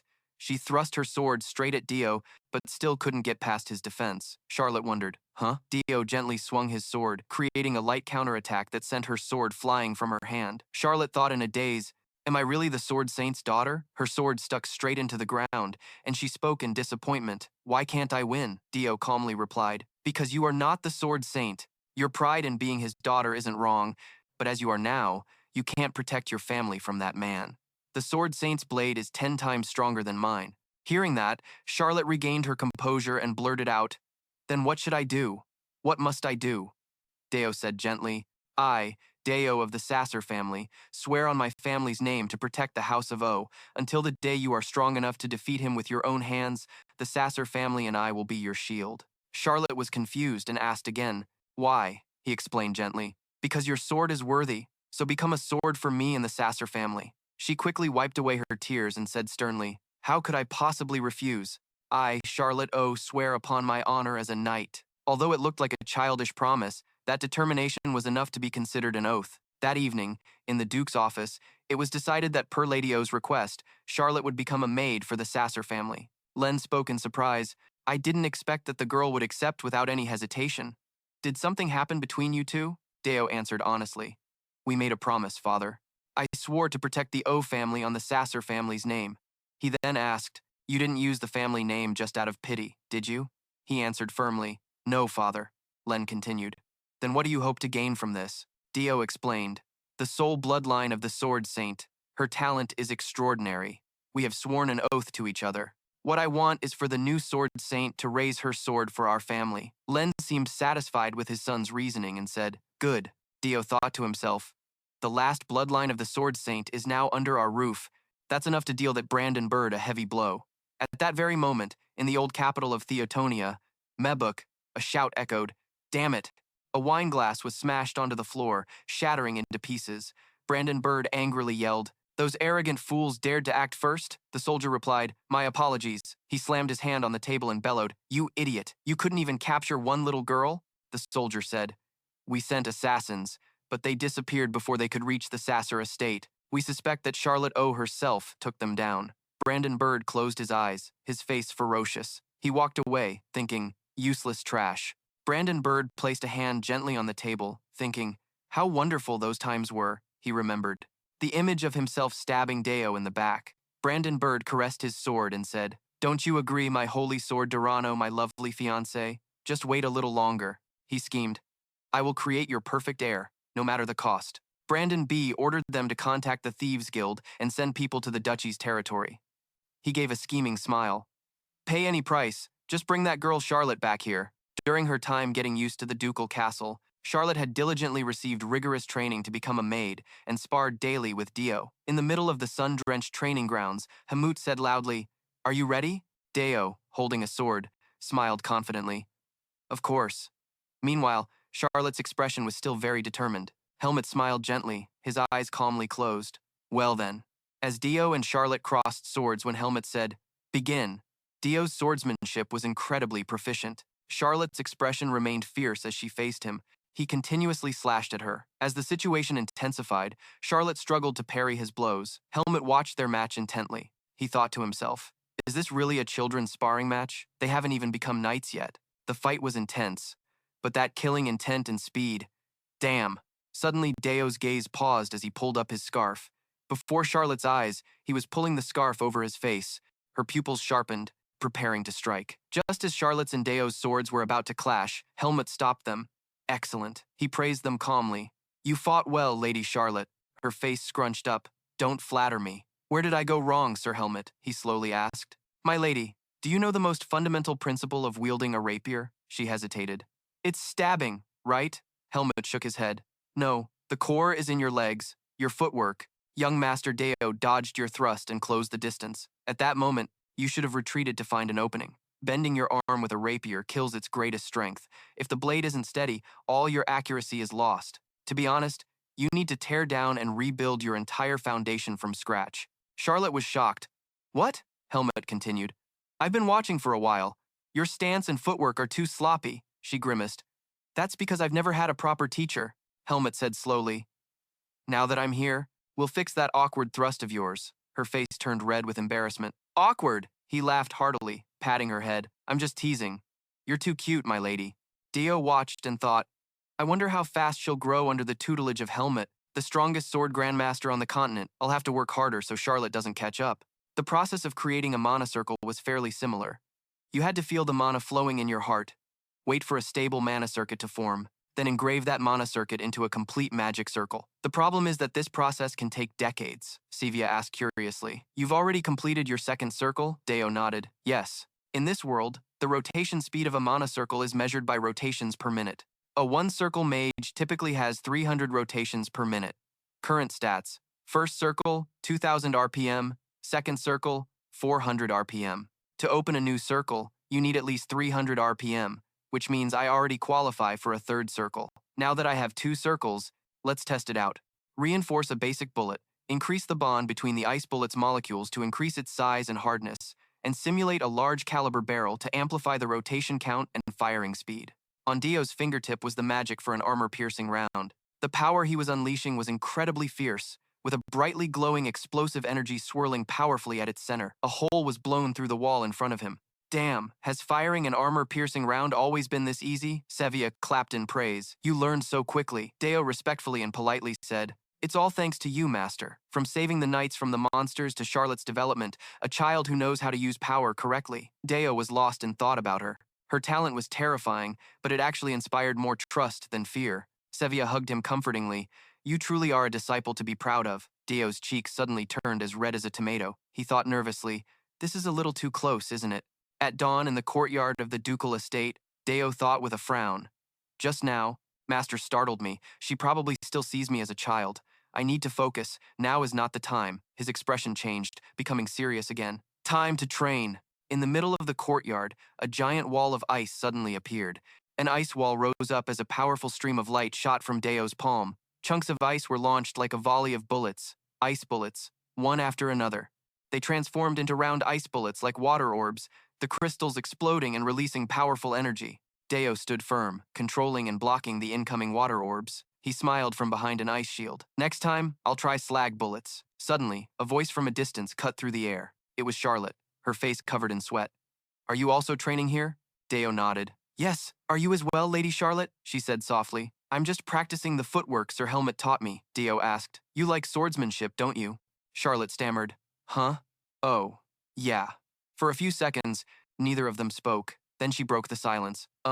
Hey, I'm sorry for acting so rashly. I was too rude to you, wasn't I, young Master Dio?" He nodded. "Yeah, you were definitely rude, but I'll let it slide this time. Just this once." Charlotte brightened up again. "Really?" He nodded. "Yeah, so don't be so stiff," she said softly. "Okay." They both leaned against a tree in the cold air. The weather here is great. Even if I swing my sword until late at night, my body cools down immediately. Deo looked at Charlotte's somewhat relaxed expression. Is that so? I didn't expect someone else to think the same way. It's kind of nice. The sight of Charlotte and Deo talking happily together. Lucia smiled and said, time flies so fast, doesn't it? Our son is already this old. Lee added, they look good together, don't they? Lucia nodded. We'll have to keep an eye on them. It seems what you needed has already fallen into place. A mother's duty is to guide her son to be honest with his feelings. Not long after, on the outskirts of the ducal territory, the people bowed politely and said, thank you as always, my lady. Lucia smiled gently.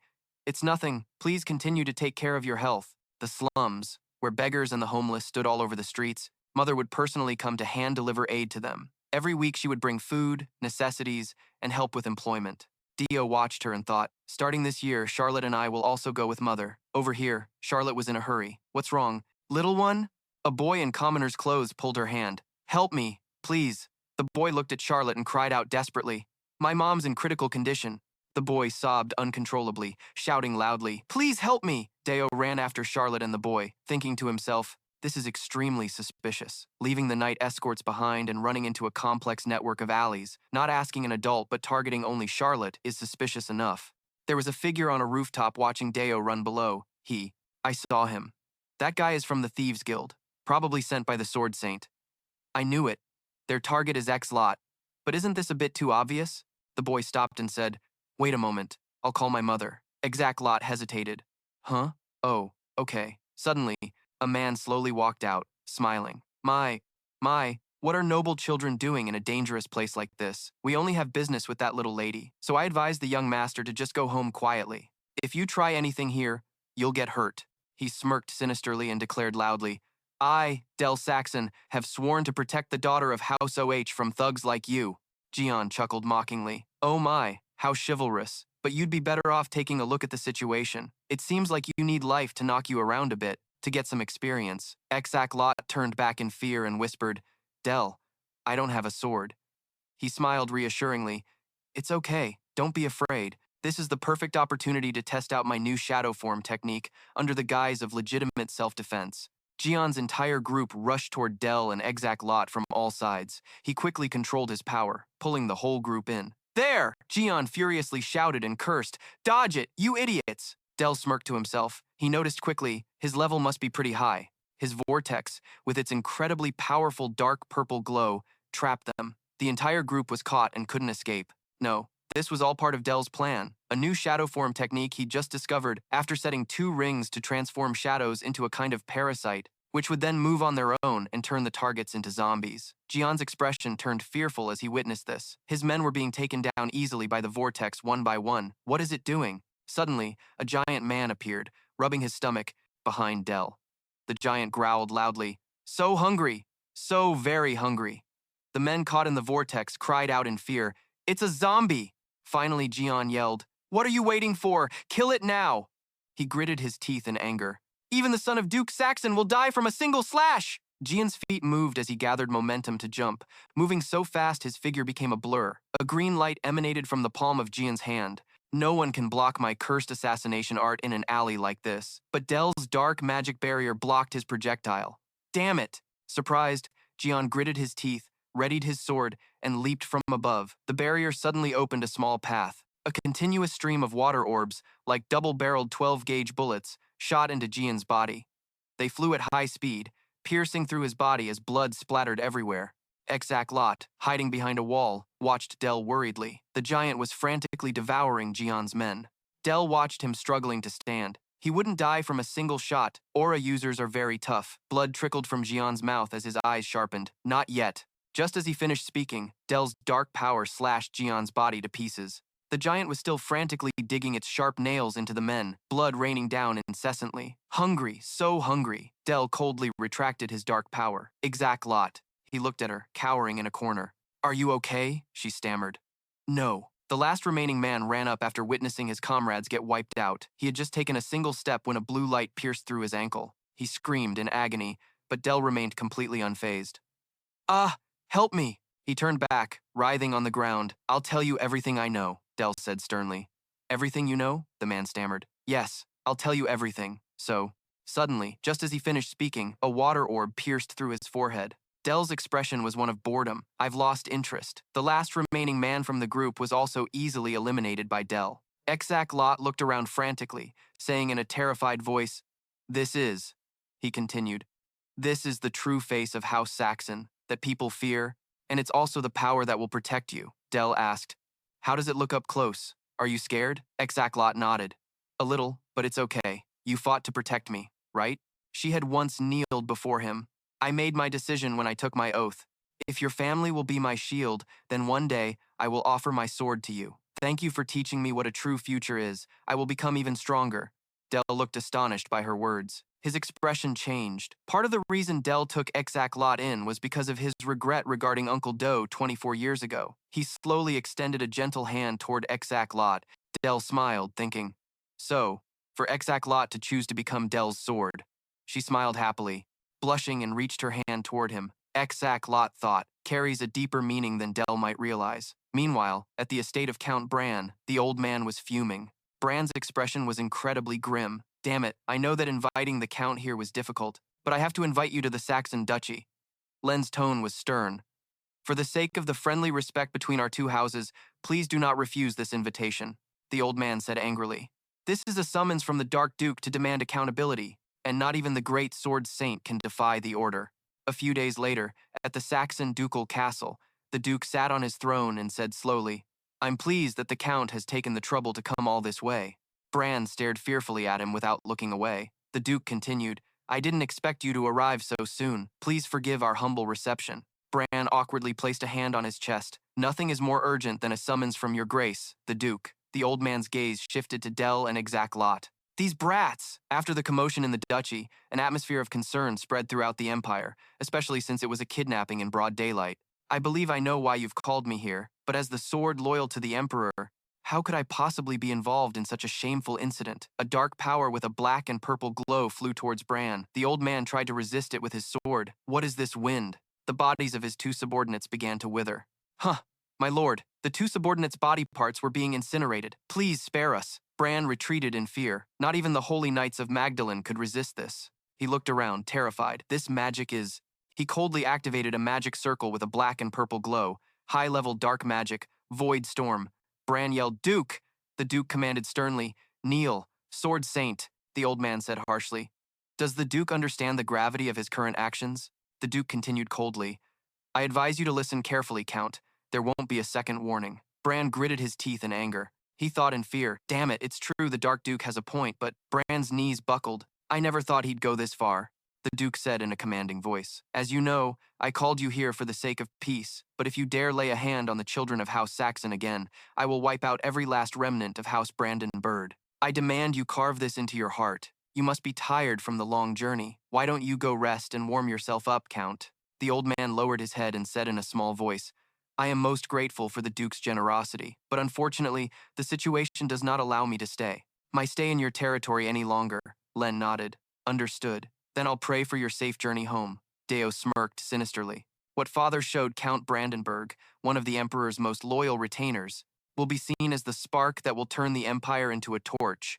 Right now, it's just a small flame, but it won't be long before the fire catches, and our duty will be to sever the head of the Sword Saint. When the world learns that the Sword Saint was forced to kneel before the Black Duke, the pillars of the Empire will tremble." In the office of the Duke of Saxon, Len boldly removed the cloth to reveal what was underneath. She asked hesitantly, "What is this?" Len explained, "These are the corpses of the Yei. A member of the Thieves Guild attacked Deo," Sia said with a horrified look. "Deo did all of this." Body parts were scattered everywhere, riddled with holes, with guts spilled out. For the first time in her life, Sia had to question her own teaching methods. Len said slowly, "As you can see, guiding Deo's extraordinary talent down the right path will require your wisdom, Sia. I want to offer you the position of chief advisor." It seemed she understood everything he said, meaning she would no longer be just a tutor, but would be serving under House Saxon. He continued, "Deo desperately needs you, Sia. Even I can't raise the boy alone. With your support, things will change." Sia hesitated for a moment before mustering the courage to reply, "I understand. To understand how that child sees the world is of the utmost importance right now." In the grand hall of the magnificent castle, time passed, and Dio's 10th birthday arrived. Unlike last year, this time, representatives from the Emperor's faction also attended, and suddenly someone approached Dio, most notably a young man with red hair who stood before him. Welcome, Marquis Eurus. He smiled sinisterly. It's a pleasure to meet you, young Master Dio. A moment earlier in the castle hall, magnificent hall. Oh my goodness, look at all this food.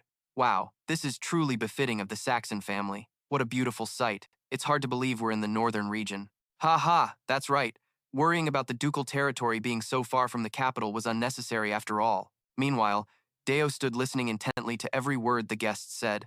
He glanced elsewhere at the central nobles from the capital, the so-called Emperor's faction. They were the largest and most influential power in the entire empire, operating under the Emperor's name. The reason they were at the banquet tonight was crystal clear. It was a subtle warning, a message from the imperial family that they would not tolerate any insult toward the Sword Saint, and the messenger chosen to deliver that message was now standing right in front of me.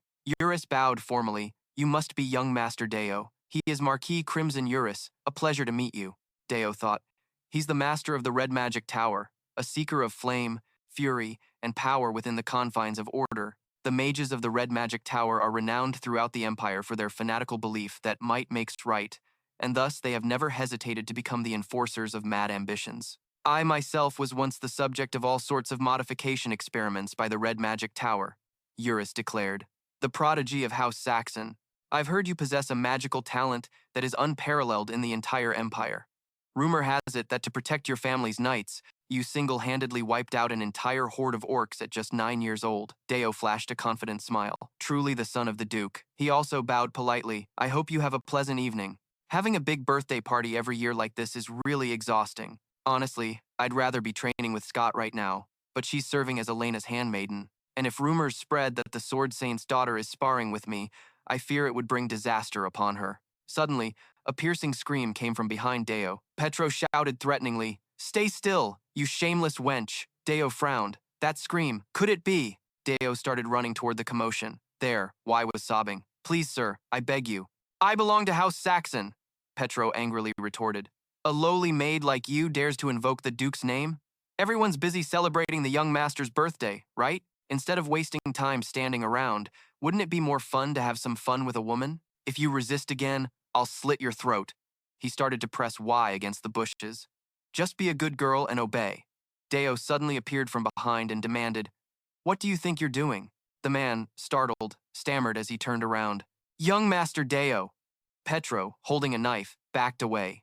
As Deo slowly approached, Petro asked, What are you doing here? He stammered. He then continued, Have you ever enjoyed the pleasures of a woman? You still look quite young. I bet you don't have any experience. Have you? How about I personally teach you a thing or two? He held Y in a chokehold. Young Master Dio, it seemed the man was completely drunk. I'll show you a really good time. Suddenly, Dio summoned his magical power. Don't worry, his eyes sharpened. I'll get you out of here right now. In a world built on hierarchy and order, no one could have expected Dio to be the one to strike first. A sharp ice bullet suddenly whizzed past Petro's ear. He collapsed to the ground instantly, releasing his grip on Y. Dio watched coldly, showing no intention of backing down, even though opposing the Emperor's man was definitely not a wise choice. The man screamed, What do you think you're doing, young Master Deo? Deo commanded. Kneel before me! Petro couldn't believe his ears. What? Deo's face grew stern as he shouted, Did you not hear me? He pointed at the man. Kneel and apologize to Y now. As she said, she serves our family. She's a member of House Saxon. Petro gritted his teeth in anger. This Saxon brat! Young Master Deo, it's regrettable, but I stand here today as a representative of His Majesty. To insult me to protect the honor of a lowly maid is the same as insulting the Emperor. Deo replied nonchalantly. Then let me ask, does His Majesty take pleasure in assaulting the servants of his nobles? The man scowled. Huh? Petro, still on the ground, stammered. How dare you speak such nonsense? Deo enunciated each word menacingly. This is my final warning. Eurys, witnessing the scene, couldn't help but laugh. He chuckled with excitement. What an interesting turn of events. Len suddenly shouted, Deo, what is going on here? Dio replied. This man attempted to violate a maid of House Saxon. His father continued to shout. And because of that, you are being insolent toward Sir Petro? Petro nodded. Yes, your grace. The young master overreacted.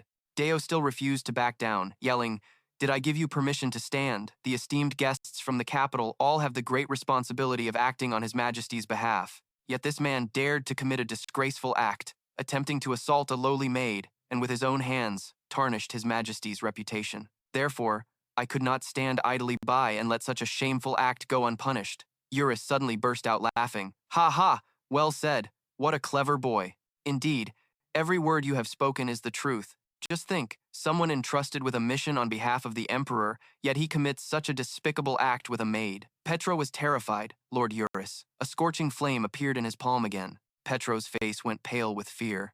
That scum. He scrambled to his feet and ran, screaming in terror. No, spare me. At that moment, Eurus's expression turned incredibly menacing as he grinned sinisterly. A vortex of fire shot from his palm toward the fleeing Petro. He was incinerated by the raging flames. All over his body. It hurts. It's so hot, Eurus slowly said to Del. You were right. It is my duty to eliminate vermin who dare to disgrace the empire and the royal family. I have high hopes for your future. Young Master Del had a stern expression and gave him a sharp look. Once the incident was over, the imperial faction departed, restoring peace to House Saxon. Later, on a morning after the castle banquet, a maid stood formally by the young master's bed, gently, saying, Time to wake up, my lord. Still sleepy. Del slowly replied, Thank you for waking me. She said shyly, It was nothing, my lord. He then asked, Is there something you wish to say? She hesitated. Thank you, my lord. To be able to serve the young master is an honor. For me, Del thought to himself. She hesitated just for that? I've lived in 2 worlds, but this feeling is still so unfamiliar. I'll have to get used to it. His expression softened, and he smiled cheerfully. Thank you. He was the eldest son of House Saxon. I understand the weight of this name, and I will use it to its fullest extent as long as the empire falls. Len began sternly. You are very clever, Del, but your recent behavior has been strange. The boy's expression remained calm. Why are you speaking? Like that? Del replied slowly. If the otherworldly hero and the holy sword Badeo had not both been lost in that battle, the next place the hero's sword would have pointed to would be the Saxon duchy. Len was surprised by the words his son had just spoken. Those words are blasphemous. He asked sternly, How can you be so sure? Del's attitude had changed because he had heard of the Empire's plot against House Saxon in his past life. The Empire had discarded the hero. They feared that when the chain of that golden gift broke, the hound would go rabid. Even though the otherworldly hero had defeated the Demon King, the Empire didn't eradicate the evil creatures in the Demon King's territory. Instead, they issued an insane decree to transform the Demon King's land into royal territory and unilaterally forced our family to make sacrifices, even granting that land to you, Father. As long as the darkness on that land is not fully purified, our blood will continue to be spilled. Furthermore, to those within the Empire and beyond the northern border, our House Saxon is seen as a dark family. Just as they discarded the hero, they will try to eliminate threats from within, meaning those who could potentially harm them. Len asked again. Discarded the hero? How could you? Del interrupted. This is merely a deduction and argument I've formed from the records I've read. Logically, nothing fits better. Officially, the hero died an honorable death after the battle with the holy sword Badeo. It's not surprising, as very few people know the truth about the hero's death. If my hypothesis is correct, then the Empire is just a giant that wants to suppress all the smaller nations. His father looked at him thoughtfully. The boy's wisdom is beyond his years. So, what do you think House Saxon should do? Del answered slowly. House Saxon cannot coexist with the Empire. Suddenly, Del lowered his gaze and emphasized, We must destroy the Empire. Len's expression became grim. The atmosphere in the office grew suffocating. Len said in a strained voice, Do you understand what you are saying? Del replied calmly, I don't. Mean we should build an army and wage war immediately. Del hesitated for a moment, then said, 5 years? His father asked in surprise. 10 years. Del explained, Right now, anti-imperial factions across the continent are pushing for independence. There are even vassals like you, father, the Duke of Saxon, who fear the Empire will turn its sword on them. The economy is in recession, and banditry is rampant every day. And even though the 7 Continents Unification Treaty has ended, the after effects of the war are only getting worse. By then, we need to have built a force to protect our house from the Empire. We will support the opposition factions in various regions, and I have laid out a plan to overthrow the Empire. As the sun set behind the magnificent castle, Del finished his explanation and asked, What do you think, father? Suddenly, his father just smiled sinisterly for a moment without saying anything. Len then laughed heartily. Your talent truly knows no bounds. You see a vision that I cannot. You are truly my son. From this day forward, you will no longer be just the eldest son of the Duke or a mere 10-year-old child. I will treat you as the heir who will lead House Saxon. Dell was surprised. Wow, Len said gently. As the head of the house, I will listen to and value your words. Dell smiled, thinking, I've waited so long for this day, the day I have enough power to wield the authority of House Saxon with my own hands. Len smiled and continued, Don't hesitate, Dell. What will you do for our family? Dell replied, You said you would treat me as an equal, right? Then please allow me to undertake the magic trial in the necropolis. The magic trial, a type of competition that determines a mage's rank, where they face the guardians of the magic tower. Defeating a higher-level guardian will elevate the challenger's status, and the strongest will receive the title of Tower Master. The one at the very peak is granted the title Lord of the Magic Tower. His father asked again, Do you really want to go to a dangerous place where you could lose your life? It's still too soon, you haven't even completed the third circle yet, Dell said confidently. I'm close, his father worried. Normally it takes until one's early 20s to reach the third circle. Even for you, moving from the second to the third circle is difficult. Dell was determined. This decision is for both myself and House Saxon. His father was surprised. Why? Dell explained in detail. If I can prove myself through the tower's trial, my position as heir will strengthen your own status, father, and I will gain a reputation that silences all the gossip. Len asked gently. For that reason, you want to participate in the tower's trial? Dell's demeanor was now incredibly confident and determined. Yes. His father nodded. Very well, I will leave this matter to your judgment. Dell was excited. Thank you, father. I will prove it to you.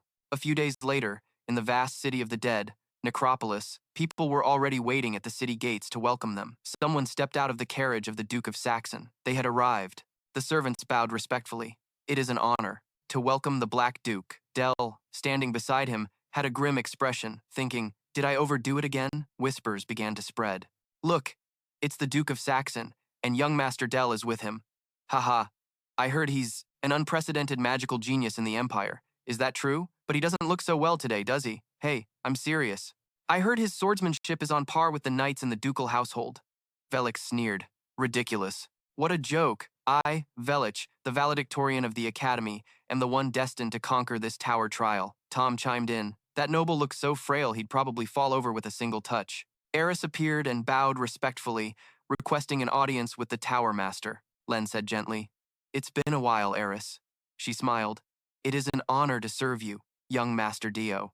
Eris is the chief administrator of the tower, handling all administrative tasks in Duke Noah's absence. Len turned to him and said, During the trial, she will be your support.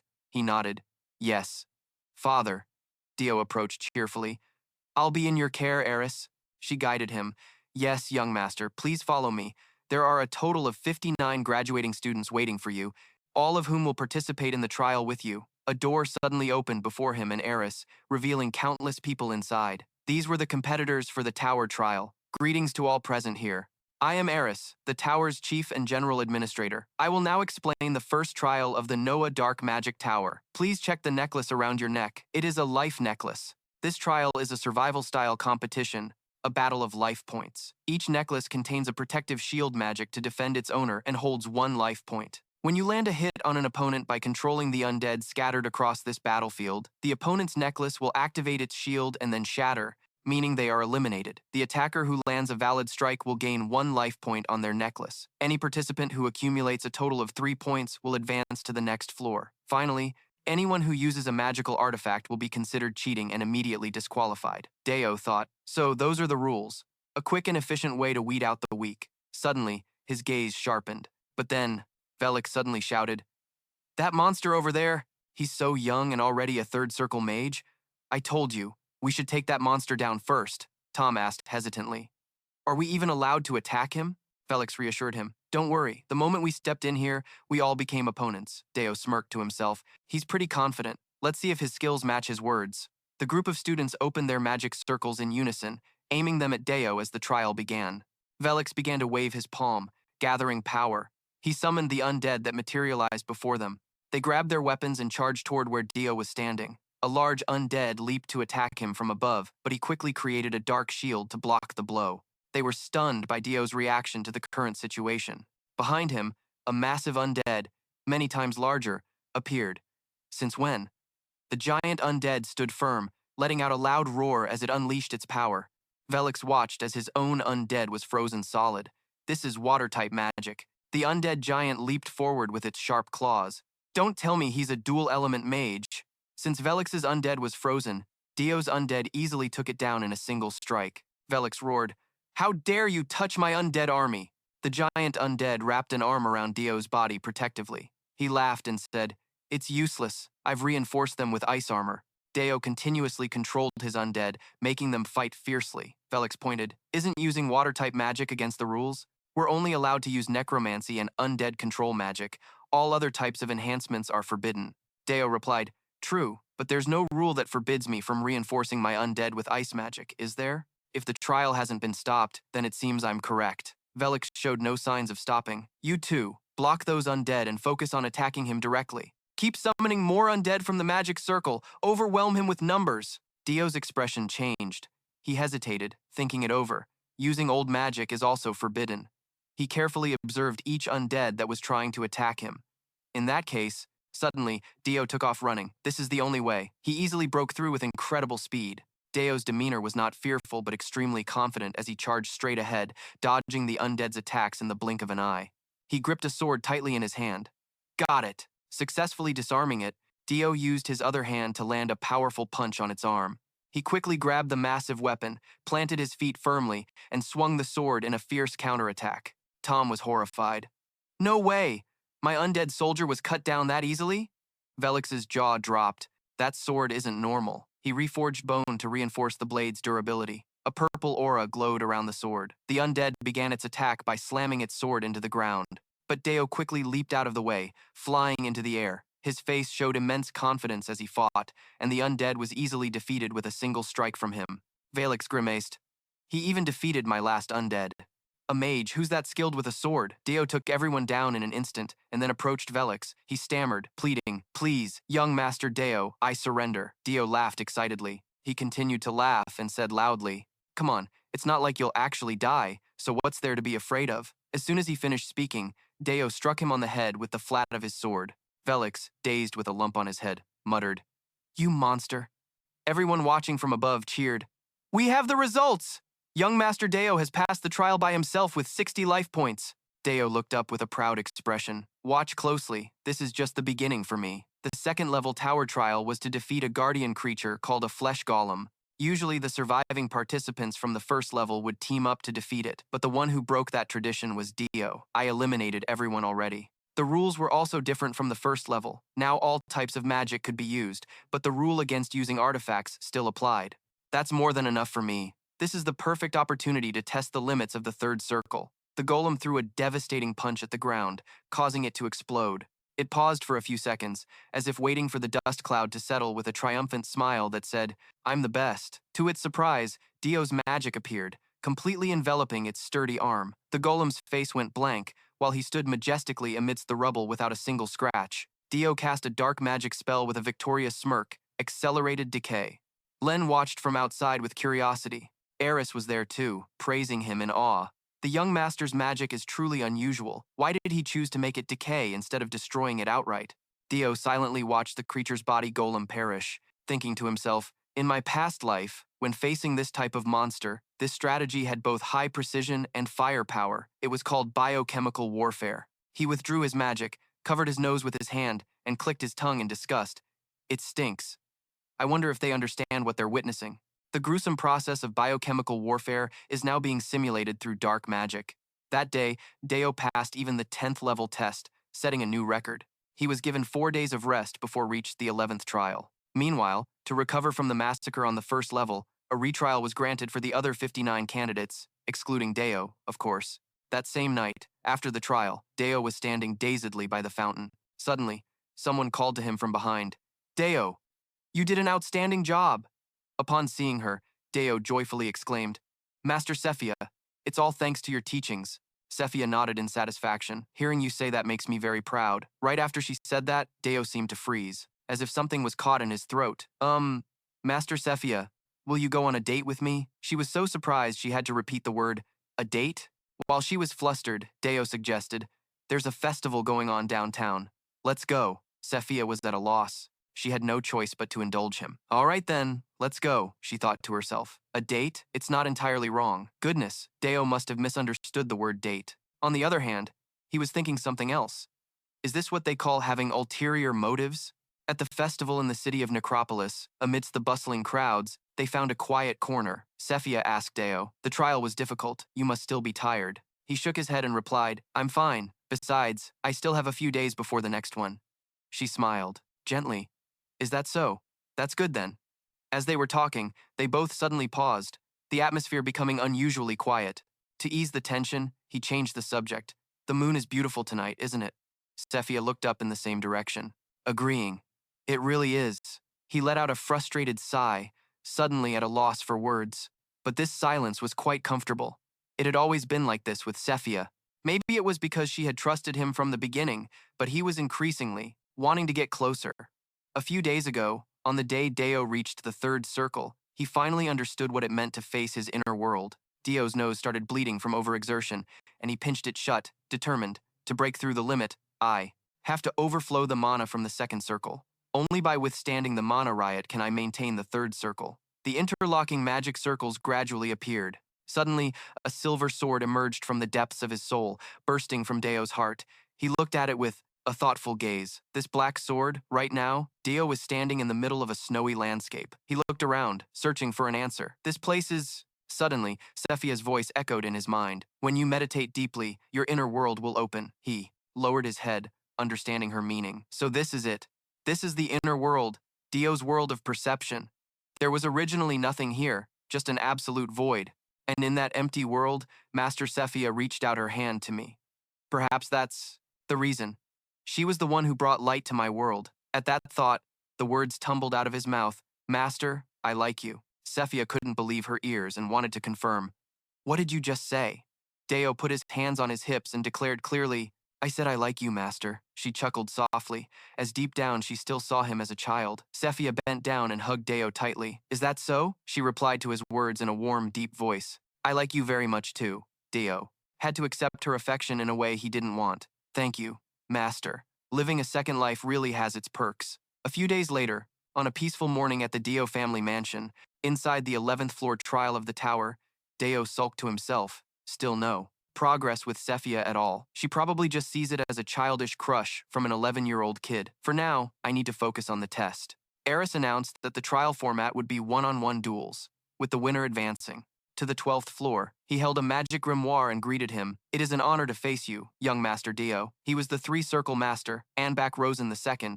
"Don't expect me to go easy on you just because you're a child." The 11th floor trial allows the use of all types of artifacts and magic, which means the life-saving necklace isn't guaranteed to save you.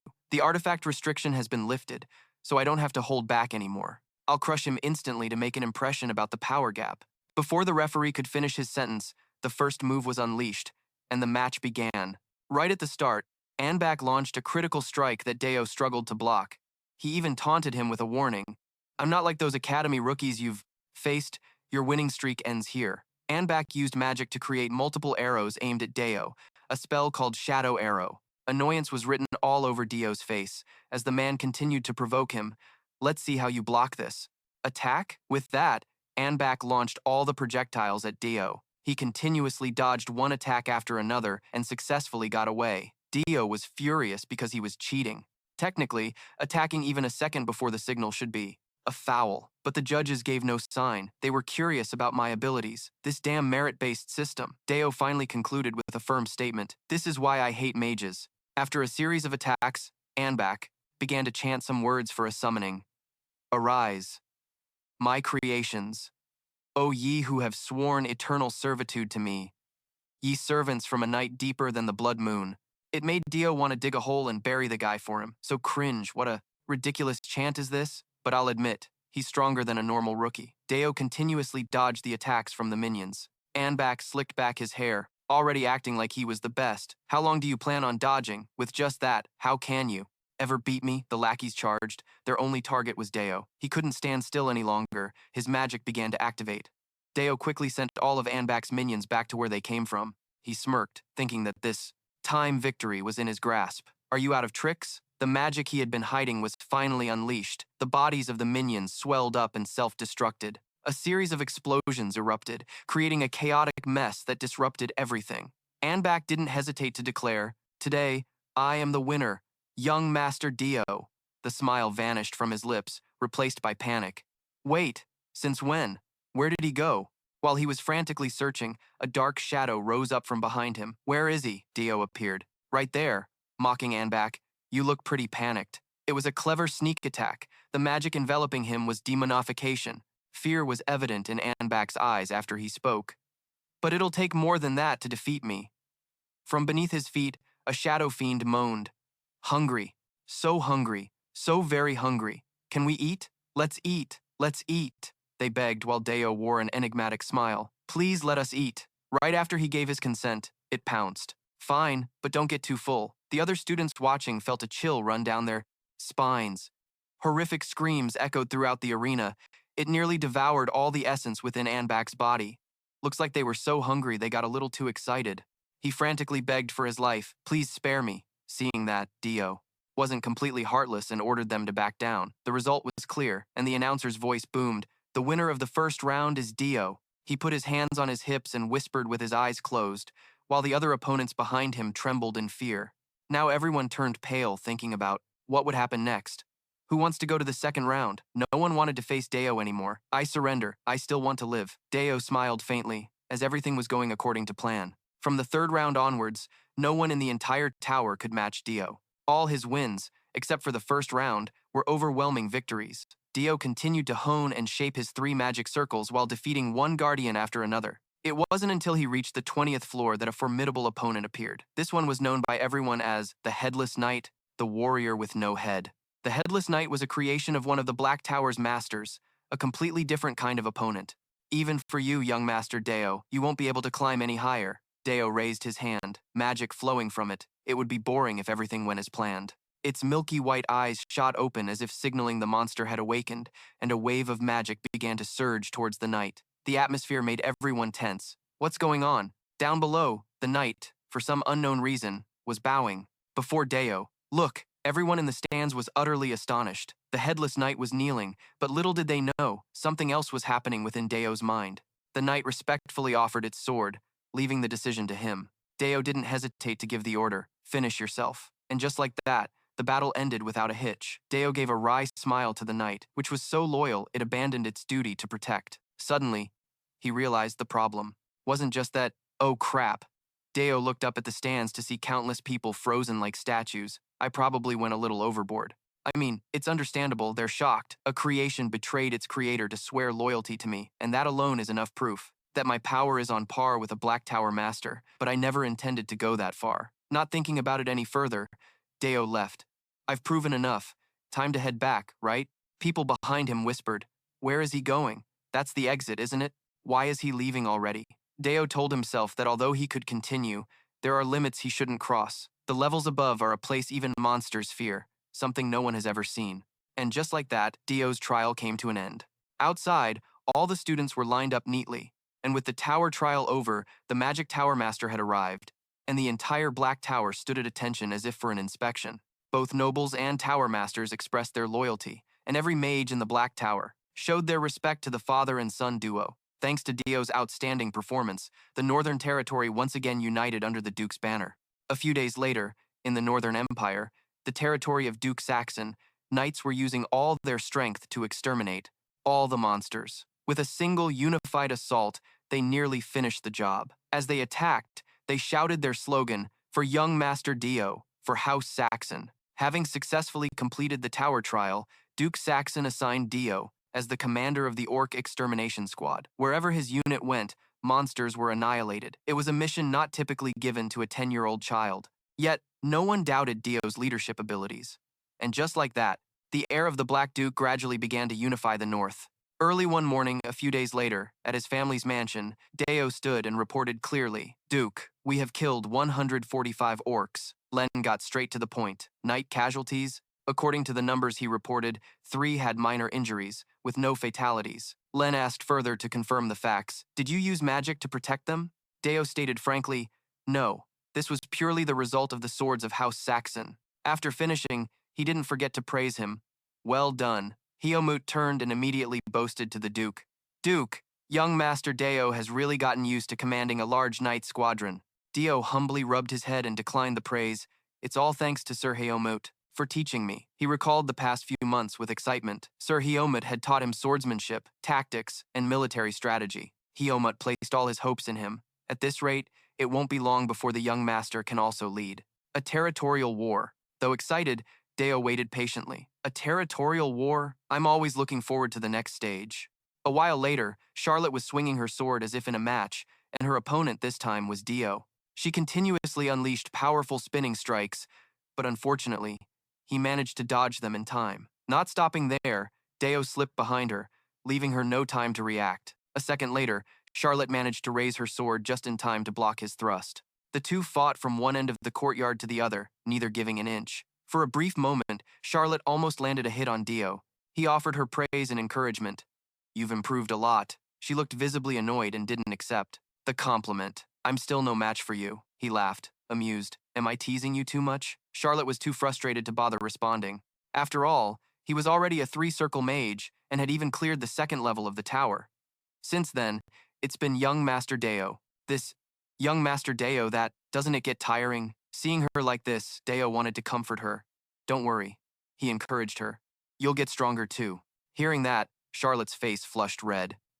Deo thought to himself, she's only 10 years old. Charlotte is more outstanding, by any standard. Though very embarrassed, Charlotte tried to act dignified. Hey, don't treat me like a child, Deo corrected her. But you are a child, so are you. Deo pointed to himself. Me? I'm already grown up, she waved her hand dismissively.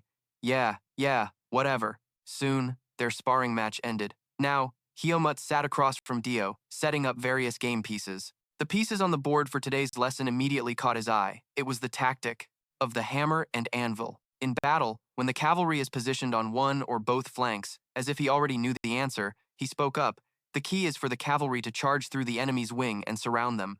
Meanwhile, the infantry advances. Hiomut confirmed, exactly. The hammer and anvil tactic is named that because it's like placing iron on an anvil and striking it with a hammer. This is a tactic that relies heavily on the cavalry unit.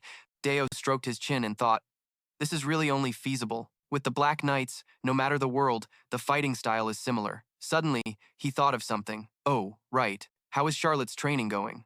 Hiomut stroked his chin for a moment. Charlotte's progress? Although it can't compare to yours, it's still extraordinary. The young lady has a solid foundation in swordsmanship, and soon she will grasp the aura and swordsmanship of Saxon. However, there is one concern. Deo guessed what he was about to say. The compatibility between Charlotte's swordsmanship and ours, right? Mages refine mana into magic through the circles in their hearts, while knights refine mana through aura conversion techniques. Mages build magic towers to master their philosophies, while knights form legions to pass down their sword techniques. Among them, the Black Knights of the North are like charging war chariots. The strength of the Night Raven Knights is a prime example of crushing the battlefield with pure power. The problem is the sword technique. Charlotte's style focuses heavily on speed and fluid movements, wielding a swift and agile sword. With that talent, she could probably reach the lowest rank of the 7 great swordsmasters, right? But she could never become the first sword. A sword swing that was both powerful and graceful was unleashed. The head of the 7 great swords, her father's former position. Thinking of this, a distracted Dell blurted it out. Flower Sword Hiomut understood, his face filled with sadness for her. If only that sword style still existed. Hiomut recounted the disappearance of the secret technique, explaining that it was lost with the fall of the Night Kingdom. Dell stared intently at the knight piece on the board, his heart full of compassion. Is it really no longer in this world anymore? After that, Dell's days became even more restless. While balancing monster extermination with his studies, his reputation grew stronger and stronger. The time had come to show the results of his training. Len, upon hearing the shocking news, exclaimed, "What? The neighboring territory under Baron Parker has declared war to seize your copper mine?" The merchant confirmed, "That is correct." Dell rubbed his chin in confusion. In this world, the borders between territories and countries weren't clearly defined, but for a low-ranking noble to challenge a high-ranking one was unthinkable. As he reported, he took something out of his pocket. "If I refuse to hand it over and accept the declaration of war, Count, Brandon Bird has sided with the Baron, and with this letter, he is prepared to send the Holy Knights of Magdalena in exchange for a portion of the mine's profits." Upon hearing this, the father and son immediately understood what was happening. Del gritted his teeth in anger. So you want to play it that way, huh? He still hasn't forgotten the humiliation from that day. If that's how he wants to play, then we'll give him more than he can handle.